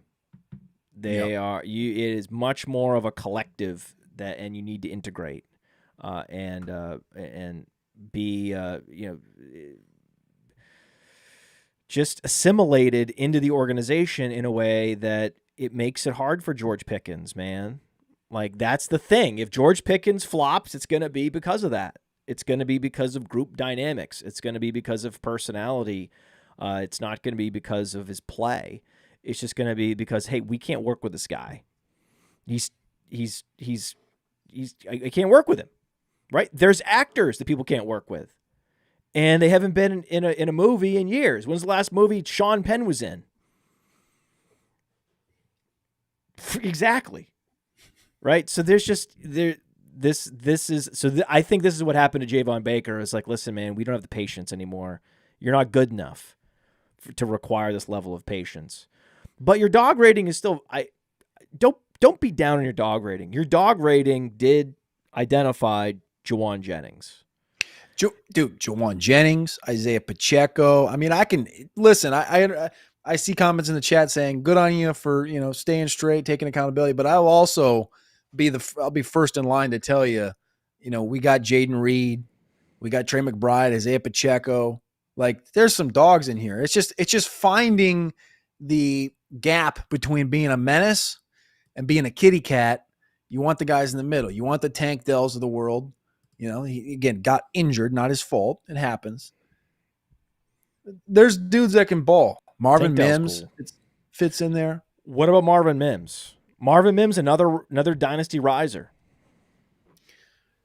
Marvin Mims is interesting this year. I don't really know what to think of Denver. I think Denver's getting a lot of very low-key,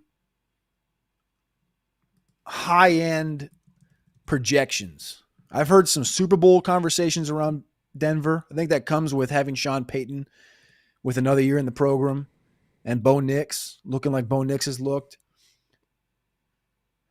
I think they're a very interesting team. I've loved Mims since he came out of Oklahoma. I just mentioned him, obviously, in the midst of the dog rating as a great staple point of being a wide receiver from a Power 4 school. And they have 5 receivers right now. One of them's Trent Sherfield, so really they have 4. Week 13 to 18 last year, in 5 games, Mims ended the year 23 receptions, 341, and 5 touchdowns. If we play the extrapolation game, that's like 74 catches, 1,000 yards, and 15 touchdowns. Now, that touchdown rate is obviously not projectable. We're not going to play that game. But if I told you that Mims had 70 catches and 1,000 yards, I think you're taking him in the Chris Olave conversation in seasonal leagues. And because that offense you think is going to be much better than what we think in New Orleans. And that quarterback play is going to be more dependable, and that team's going to be more competitive, and you're going to be in more high-scoring games. And when you look at the ADP, like in seasonal right now, Olave is 76. Mims has 149.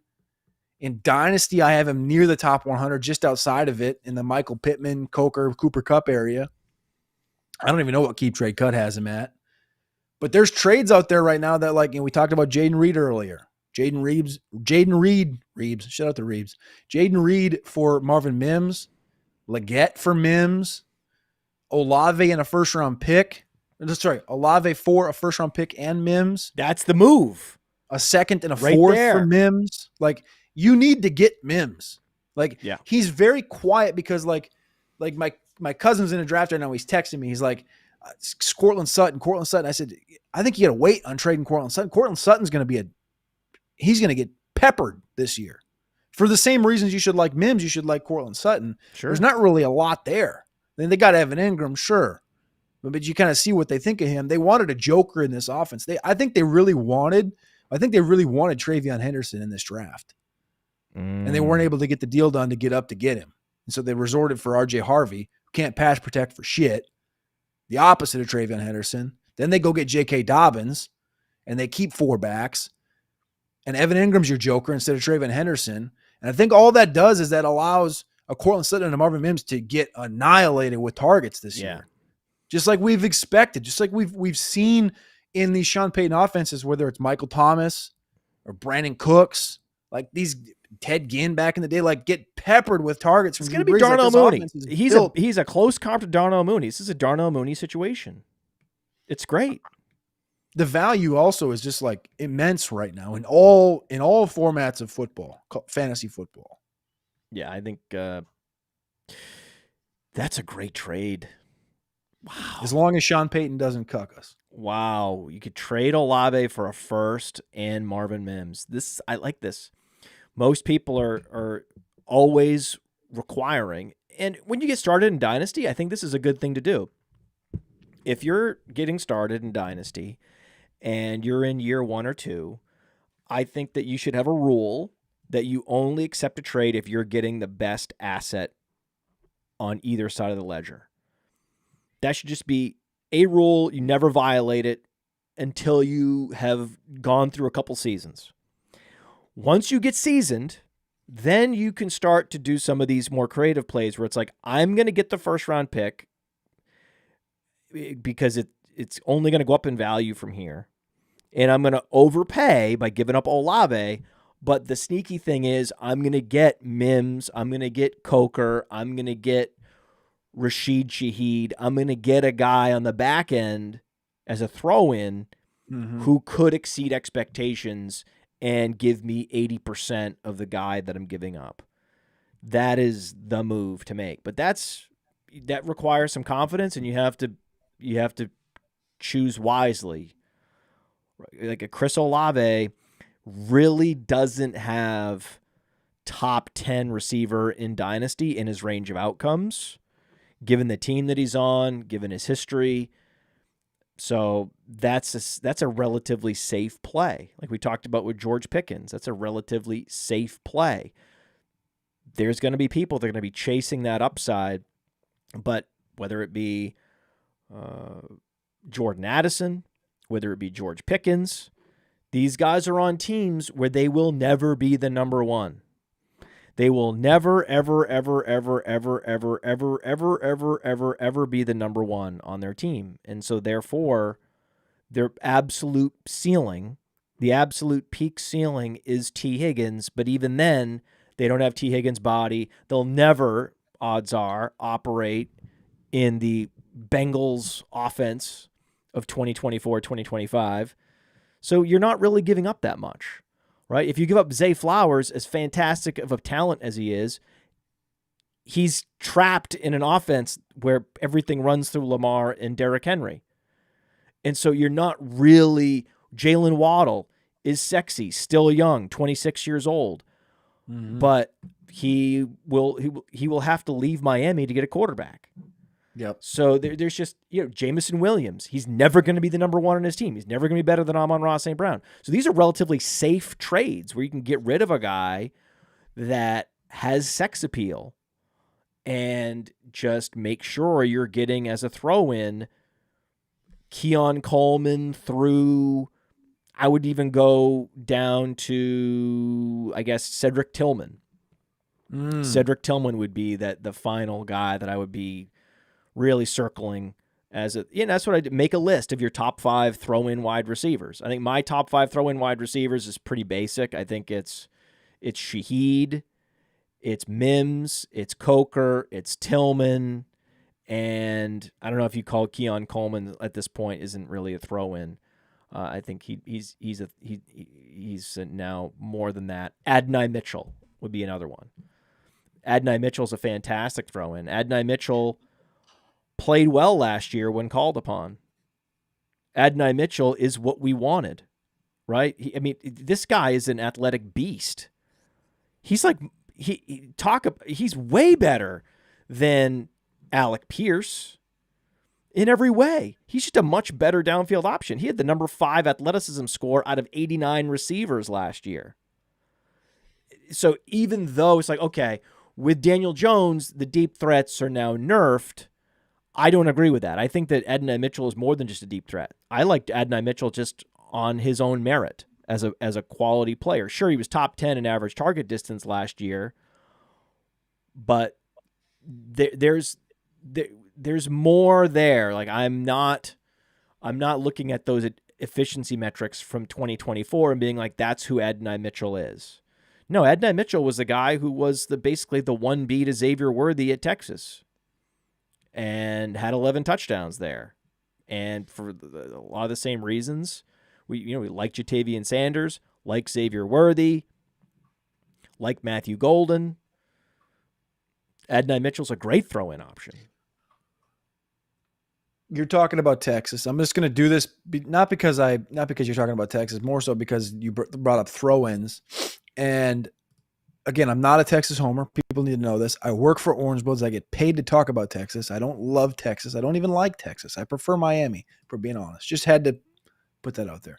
Isaiah Bond, throw in. He was at Texas this last year. He was at Alabama for 2 years. Didn't get drafted because he had some off-field stuff that was cleared 3 weeks ago. He signed a 3-year, $3 million guaranteed contract, which puts him at the end of the second round, early third round, like that right there at the turn. He's 21 years old, super dynamic wide receiver, and he signed with the Browns. And the conversation I had with Alex was about how poor the Browns receiving core is past. You're like, all right, well, Judy's Judy. We know he's a good route runner. He's going to get targeted by Flacco. We love Cedric Tillman. Think he has Nico Collins in it as his ceiling type of a breakout. But the wide receiver 3 was Jamari Thrash from Tulane, who I know you appreciated watching this weekend against Northwestern. But Isaiah Bond is the 3 off the rip. And he has the ability to be the number 1 in Cleveland, according to me, by the end of the season. Ahead of Judy and ahead of Cedric Tillman. From a pure talent perspective, that's in Isaiah Bond's range of outcomes. And I'm not sure. We need to clip this. This needs to be a short that we clip for social media. And I'm not sure. This is very interesting. Because it's a great take. It could easily happen. Judy's not good. Essentially, Bond was the Texas Judy last year. I mean, I wouldn't even. They're two different styles, but I get what you're saying. They're both 5'11", 180. They were both on elite offenses of their day that were just overloaded with receiving talent. This guy was projected to be a first-round pick. As was Judy. So, I'm not sure. Like, it happened so late in the process. I'm not sure that all your league mates are the understanding of what Isaiah Bond is or who he is or what he can be. So, like, before the season starts, which you have a couple of days if you're listening to this, I really do think Bond is like a guy that, even if you're like, all right, man, like, I'm not in the business of trading future draft picks, but I'm in the business of if I can convince a dude that Bond is, he's fine, but you want this, I might even do a second round pick next year. I'd do a third round pick for sure. No, come on. I'm not even shitting you. What? I'm not even shitting you. I mean,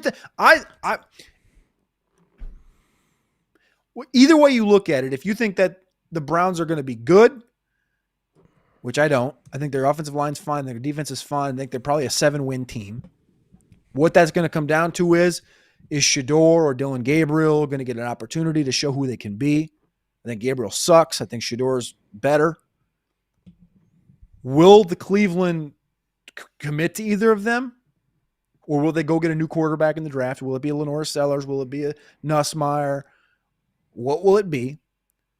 Bond is, we could be talking not even a year from now, Matt, 6-7 months from now. And Judy's not even on the roster, and it's like Tillman and Bond. Yes. And they're not going to spend a first or second round pick on a receiver. Bond can be the guy here. Bond can take on, if Bond is healthy. He's 21 years old. He's a stud. He's a talented stud. He was the guy. Like I just said, Golden was paid $200,000 in NIL to go to Texas last year from Houston. Bond was paid over $900,000 to go from Bama to Texas. Bond was projected as a first-round pick in the 2025 NFL draft until he got a little business off the field. You and Alex need to understand. This is why people are rooting against Arch Manning. What you just said is what going out and poaching receivers from poor Houston and other teams around the country. You're just sloshing money around. Emmett Mosley from Stanford's now there. This is why people were watching that game laughing. The tight end from Cal, who's now in Texas. This is why I was laughing. I have to admit, I was sad because my daughter was checking out of college football and probably will not watch the sport until she goes to college herself because Arch Manning and Preston Stone spoiled it. It was going to be a great Saturday. Yeah, but anyway, Preston Stone three interceptions in the first half, 4 interceptions total for the SMU transfer. I was, as a Northwestern fan, I was sold on Preston Stone being good. Oh, he just had the broken leg and he was outplayed by a great quarterback, and this is a coup to get him, and this is a big deal, and he does have a big arm, but it was just like you're watching Arch Manning airmail guys and throw the ball into the ground and throw the ball 20 yards out of bounds. This guy was doing the same stuff, only just worse. Just bad arm angle, but just everything worse than Arch Manning, that's what Northwestern does. They have guys that kind of look a little bit like elite college football players, and then they're almost always worse. Anyway, we're back. We had a little moment there where we were winning some bowl games with Pat Fitzgerald, but I come from a time when Northwestern was horrible and we were last in the Big Ten. Now now this feels more normal to me. This feels like a return to normalcy, so I'm fine with it. But again, my daughter no longer going to be engaged with college football, sadly. You mentioned Travion Henderson earlier, and the buzz has just been non-stop. The drumbeat, non-stop. The first touch, 100 yards. Touchdown on a kickoff. Like, it's just all he does is deliver. Yeah. And then that was the highlight of me sitting down to watch the college football, was when they did show Travion Henderson was at the game, and they showed a clip of Travion Henderson, and I go, by the way, that guy's a Patriot. And my daughter was like, ooh, that got her interested. Then she started pulling up the Patriots, and then it was over. So Travion, though, I mean, talk about a monster moving up in best ball throughout. I mean, like I said, we had Egbuka and we had Henderson just storming up, right? Now, Henderson was always super elite, premium asset in Dynasty. It's not like that changed that much.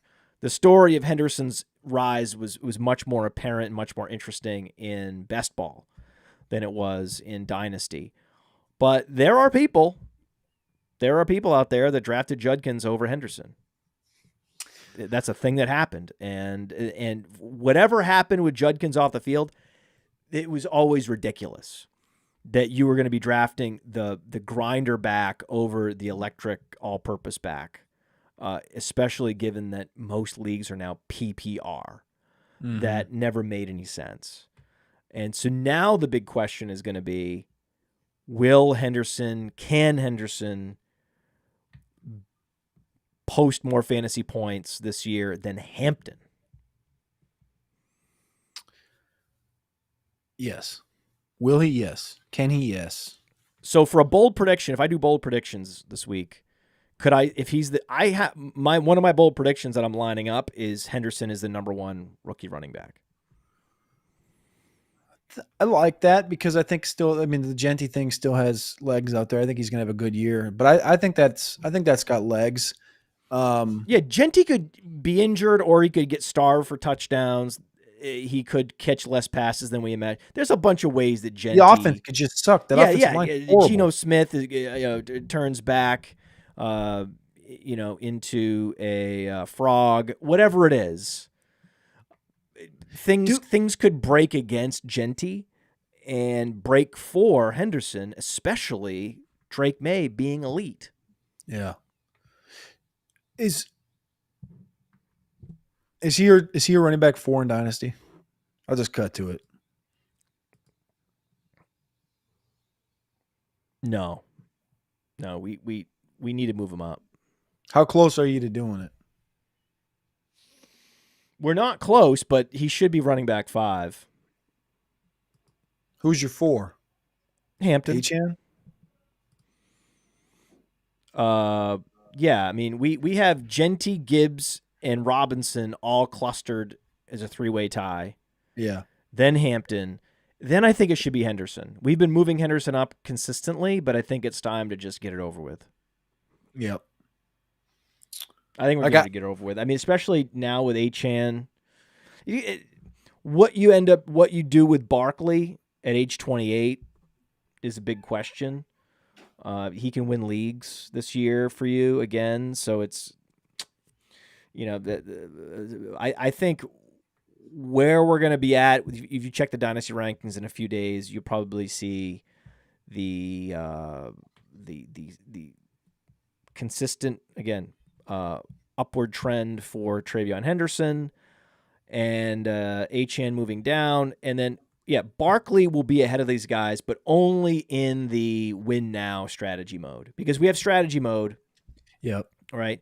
Where on the Dynasty rankings on Player Profiler, if you subscribe, you can go to win now, you can go to rebuild, and in rebuild, I mean, Henderson's there, but I was looking at the neutral, and in win now, Barkley is there, but that's not gonna last. Hampton Henderson's tough. So we haven't talked about the Najee's thing, but you brought up Hampton, so I'm going to ask the Najee thing. Like, are you guys treating Najee's August as if it didn't happen with him returning to practice this last week? I mean, he didn't practice at all. How much does that matter for a guy like Najee Harris, though? That's what I'm saying. Like, Alex and I have had maybe the toughest time trying to figure out how in to be on like Hampton, like in season, like on the Ultimate Draft cheat sheet, like how in she would be on Hampton in the 4th round. And Henderson is just blown right past him, right, in ADP and people want.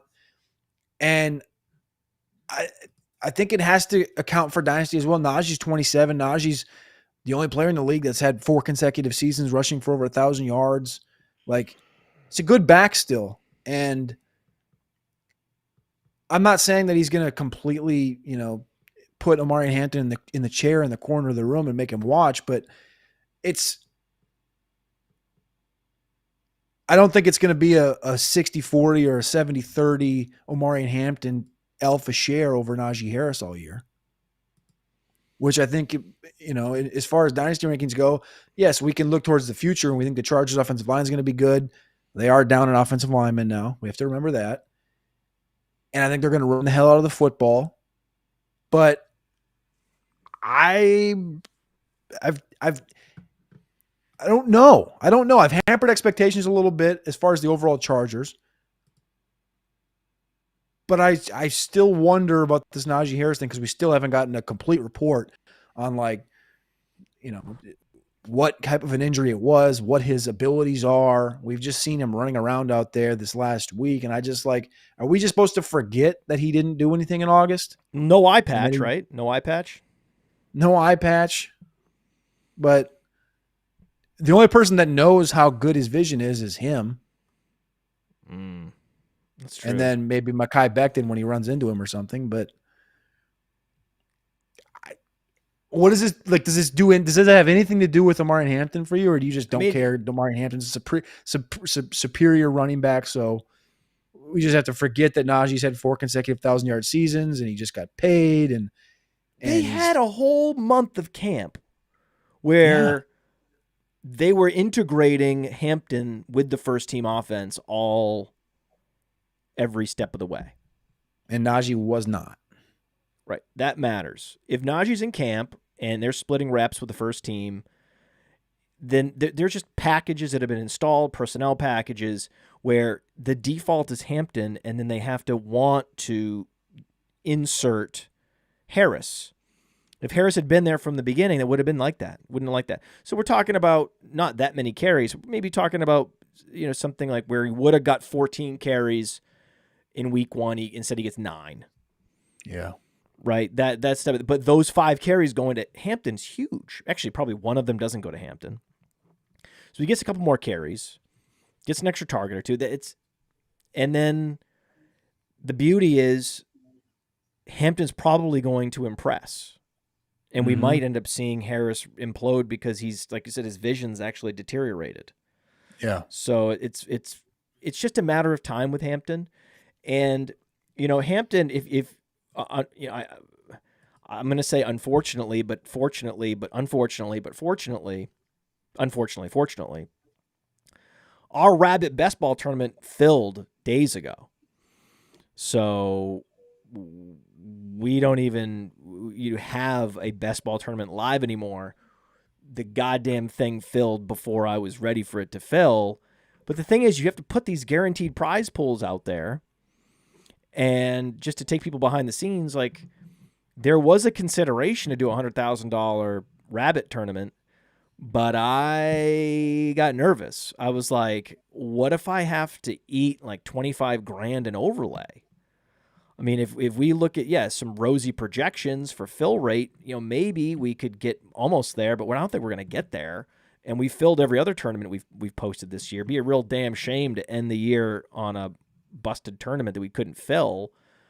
Why not just, run it back with the same prize pool, but, cut the entry fee in half. And then, that'll take us right up to week 1. And then we didn't get there. The fast drafts become too popular, and the code is truth. The code is truth to get a $50 deposit match with code truth on fast draft. So then we had the Flex 4 game, which is a best ball tournament. You just pick any 6 guys. The top 4 enter your lineup every week. It's like a 10-minute at most draft. Some of these drafts take 5 minutes. And they're super fun. As soon as the Rabbit filled, everyone piled into the Flex 4 game. They filled that. So now I'm waking up on a Monday morning with all the real money best ball tournaments on Fast Draft are filled. Thankfully, we have the Flex 6 Frenzy and we have the Quick 6 Super Slam. So basically what I'm saying, everybody, is I hear you. I've received your emails. You're sad that the best ball tournaments have filled. I can't go back in time and change the prize pools and make them bigger. I can tell you what that means, though. The prize pools next year, they're going up. They're going up, baby. They're going up. We have a lot more users on the platform now. People are checking out the mock drafts. And based on, we're going to keep adding users, and just looking at the difference in users from February 2025 versus February 2026, where we're going to be at, I mean, they're going way up. So just know that. I know you're disappointed that they've all closed, but it only means bigger prize pools in the future. Trust me. And it also happens to be week 1 is upon us, and we've got these 2 DFS tournaments, the Flex 6 Frenzy, which is a draft-based tournament where you're basically drafting against other people just for week 1.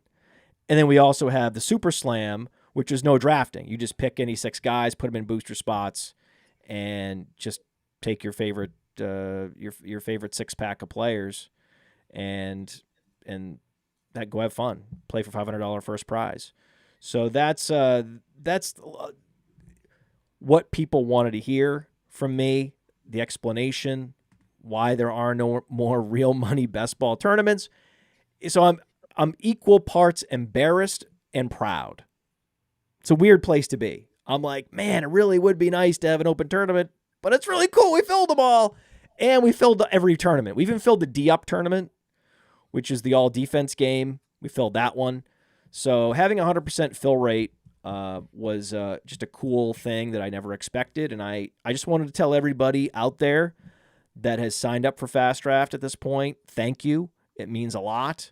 If you've deposited and played, that means even more. It really has been incredible. Without you out here using the app, we wouldn't be able to do our next round of funding and fundraise and really grow this thing and take it to the moon.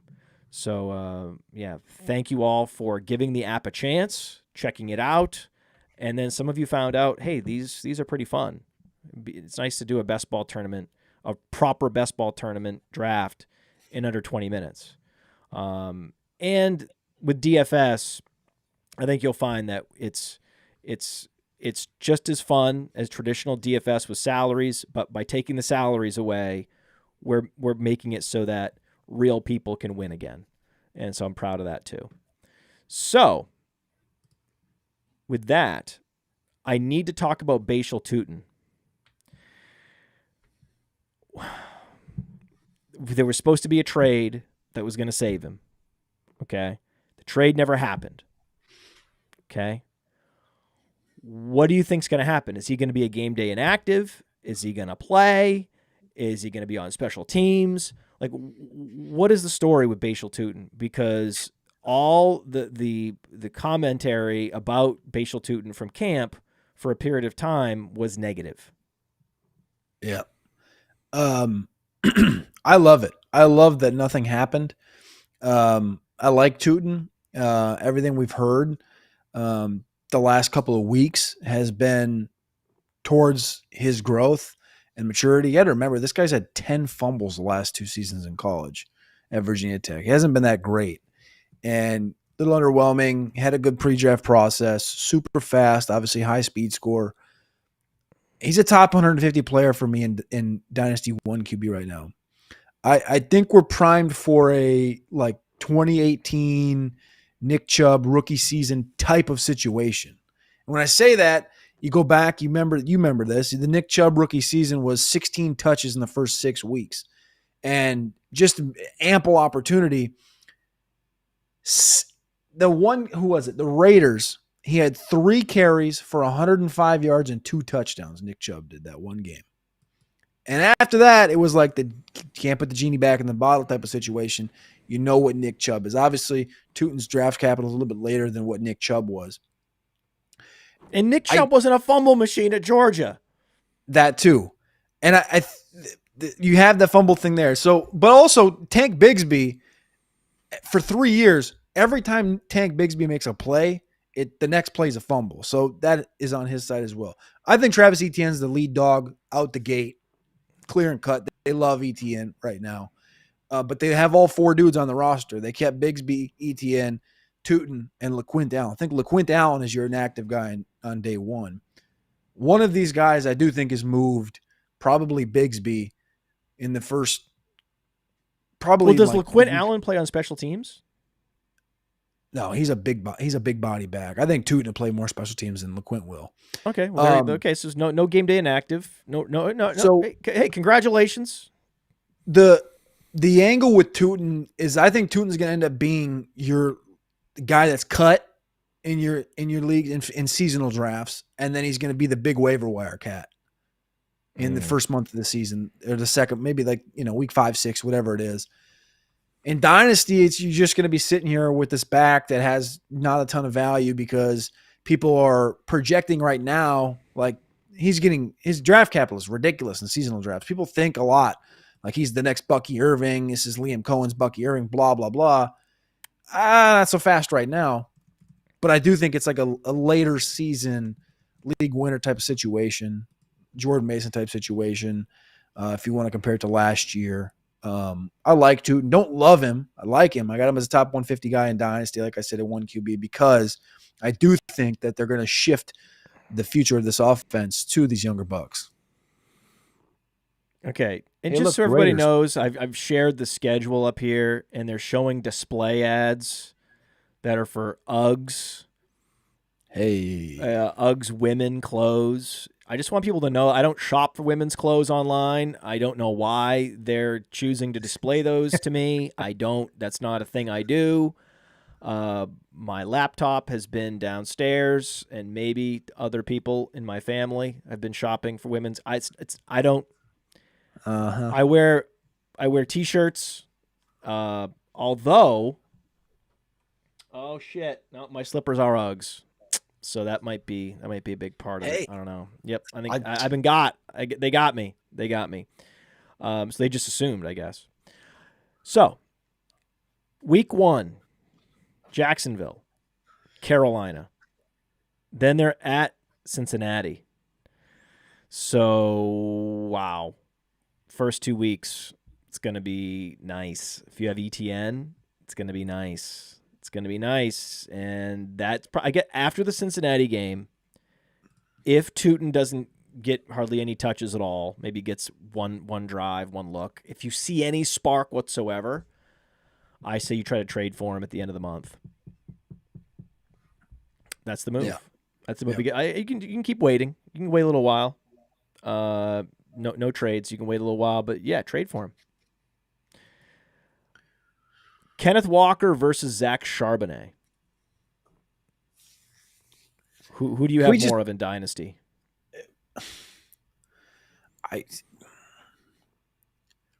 Charbonnet. I have more Charbonnet in every sense of everything. And that's not where I thought I would have been, 2 years ago. And it comes from this injuries. You tell me what you are, and I believe it. And Charbonnet, right now, it's running back 16 versus running back 25 for me in Dynasty. Walker's ahead. I think he has to on merit. I'm lower than consensus. Walker's had a pedal injury, which is a foot or an ankle, in 2021, 2022, 2024, 2025. He's had an abdominal injury or a groin injury in 2022, 2023, 2024. Tell me what you are and I'll believe it. Ken Walker can't stay healthy. As maniacal of a runner as he is, as much as I love Ken Walker as a healthy running back in the NFL, he can't stay healthy. He can't give me what I want on a weekly basis.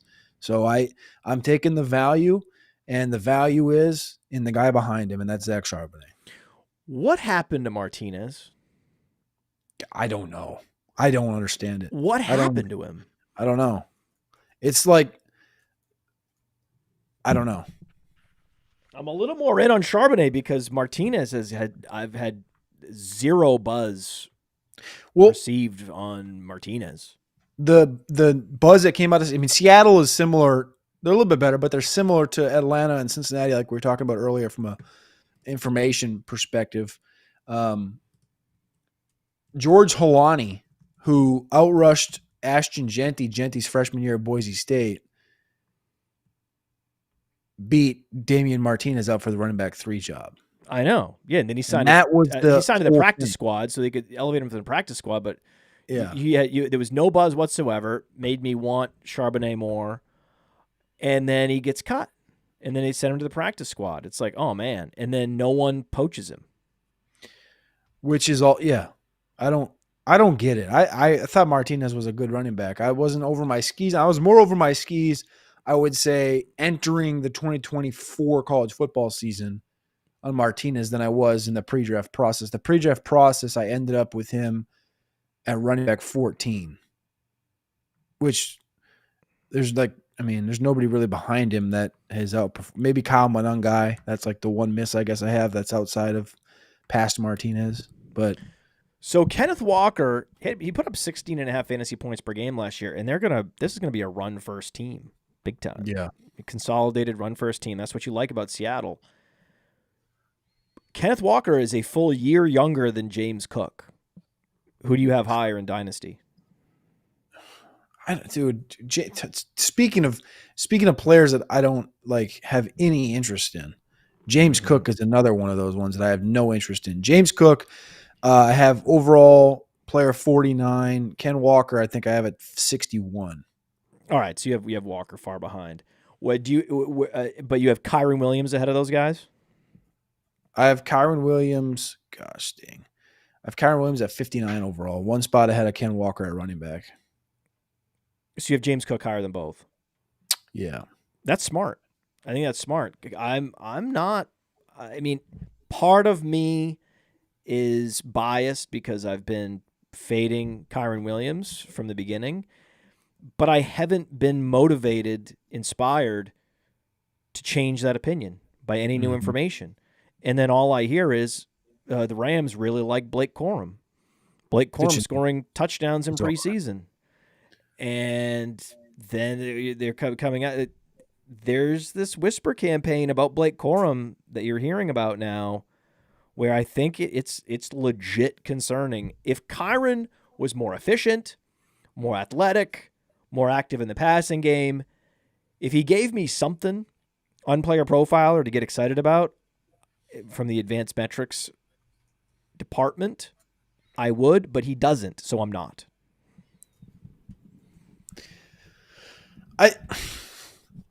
Why did you think that they were going to pay him? No, they can't pay him. Can they pay him? Well, they I did guess pay they him. could pay him. They just I paid always him. think of the Rams as being salary strapped, but it's been years since they've had Aaron Donald and all these expensive guys. Yeah. So all these guys are rolling off the rolls. Yeah, they can afford him now. Well, they gave him 3 years, $33 million, which I think is too much. Well, it's probably in line with what he's due, but with drafting Blake Corum and Jarquez Hunter, they had Cody Schrader in there for fall camp. Those are all three the same exact body type of what Kyron is. And I guess I just kind of assumed that they were just going to roll with what they got, let Kyron roll off the books, see what Corum was at that point, give the rock to Jarquez, and just keep drafting dudes in the 4th round that could play the same exact role that all of these guys can do. They paid Kyron. That's like, I feel indifferent about it because I'm not, like you said, I'm not bullish on Kyron just like you aren't. Cook, though, is in a better offense. So Cook's in a better offense. He's a better pass catcher. I don't think he's going to get as worn on the body. I think the offensive line's better in Buffalo. I don't really like any of them. I don't like Kyron. I don't like Cook, and I don't like Walker. So I'm just kind of indifferent and don't really have opinions on them other than the fact that I'm just not bullish, and I don't think any of them deserve to get paid. That sounds horrible because they're pro athletes and they grinded their ass offs to get there. But from a roster construction standpoint, I don't think they deserve to get paid. And they $10 did. million cap hit in 2026, 2027, and 2028. It's just not. It's not a big number. Like these running backs have clearly been forced to take less money than they think they deserve. They've had their hand forced. I feel bad for them, but it's like you said. It's what it is. I mean, it's a tiny 2.2% of the salary cap devoted to Kyron Williams this year. It's a hell of a deal, but they keep drafting running backs, and they keep drafting running backs that are bigger, faster than Kyron Williams. So I don't know. And then they are, I don't know. Are they trying to like prop up Blake Corum for a trade? Like, what do you think the purpose is of this, or is it real? I mean, I don't know who's that's the thing. Like the offensive coordinator LaFleur came out last week. He's like, "Oh yeah, we're trying to get Corum more ingrained in this offense. We're going to get him some more, split more reps between Corum and Kyron Williams." And I'm just thinking to myself, man, we haven't seen Corum look like above average since 2021. Like he's regressed. He had the ACL, unless he's 3 years post ACL and all of a sudden he's got juice back, which I don't think is how math usually works with running backs. I would have expected it much more to be Jarquez Hunter. Blake Corum turns 25 in November. Like, that's the only rationale. The only rationale would be that. Like, you think that they're going to get him some carries in the first 4 weeks so they could trade him, but who are they going to trade him to? Like, I just don't know what the market is for a running back that hasn't done anything in 3 years, and it makes no sense. I don't get it. It makes zero sense. I would just cut him. I wouldn't trade him. Everything you're hearing from Buffalo is James Cook is the man. We love Yeah. James Cook. We're so glad he's signed. He changes our offense. It's much more dynamic with him. It's just different, man. It's just different. These are two similar players. One's in a better offense. One's a little more explosive. One has better vibes, more warm and fuzzy coming out of the building for James Cook than Kyron Williams. So I say green light to put James Cook ahead of Kyron Williams. I don't know if that's even a debate for anybody at this point, but that's that. And You put Chase Brown above all of I them? don't have, and for all the reasons why we talked about, I get concerned about running backs on teams where quarterback play is going in the wrong direction.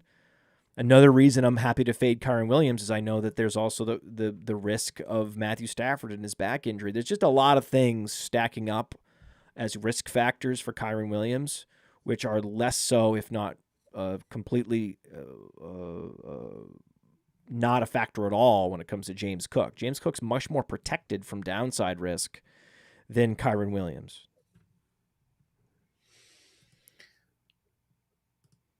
Do you agree? Yeah. You have that's who you had him in Dynasty that by default anyway. Yeah. That's how you had him. I don't know. I'm still not a believer in James Cook though. Like, I just don't. I know why you're not, because James Cook is a very timid personality, and I only know this because of Hard Knocks. But James Cook is very quiet, very soft spoken. So was Delvin. He has a very low intensity level, and you tend to prefer the guys that have a higher dialed up intensity level. Chase Brown's a kitty cat. I got Chase Brown ahead of Delvin. James. Of course you have Chase Brown. That's a kitty cat. Okay, can we love Chase Brown. He is not just a kitty cat. He's a Bengal tiger. Rawr, rawr. Hey, I want to take a moment to thank you for tuning in. It's important to me that all of our media be free. This is only possible because of you allowing a true independent sports media enterprise to thrive unlike any other in the business. So please subscribe to the All In Package to continue to make all of this possible, to ensure that all of our stats, information, data, content is available to you, especially you, the people that get the site and get the show.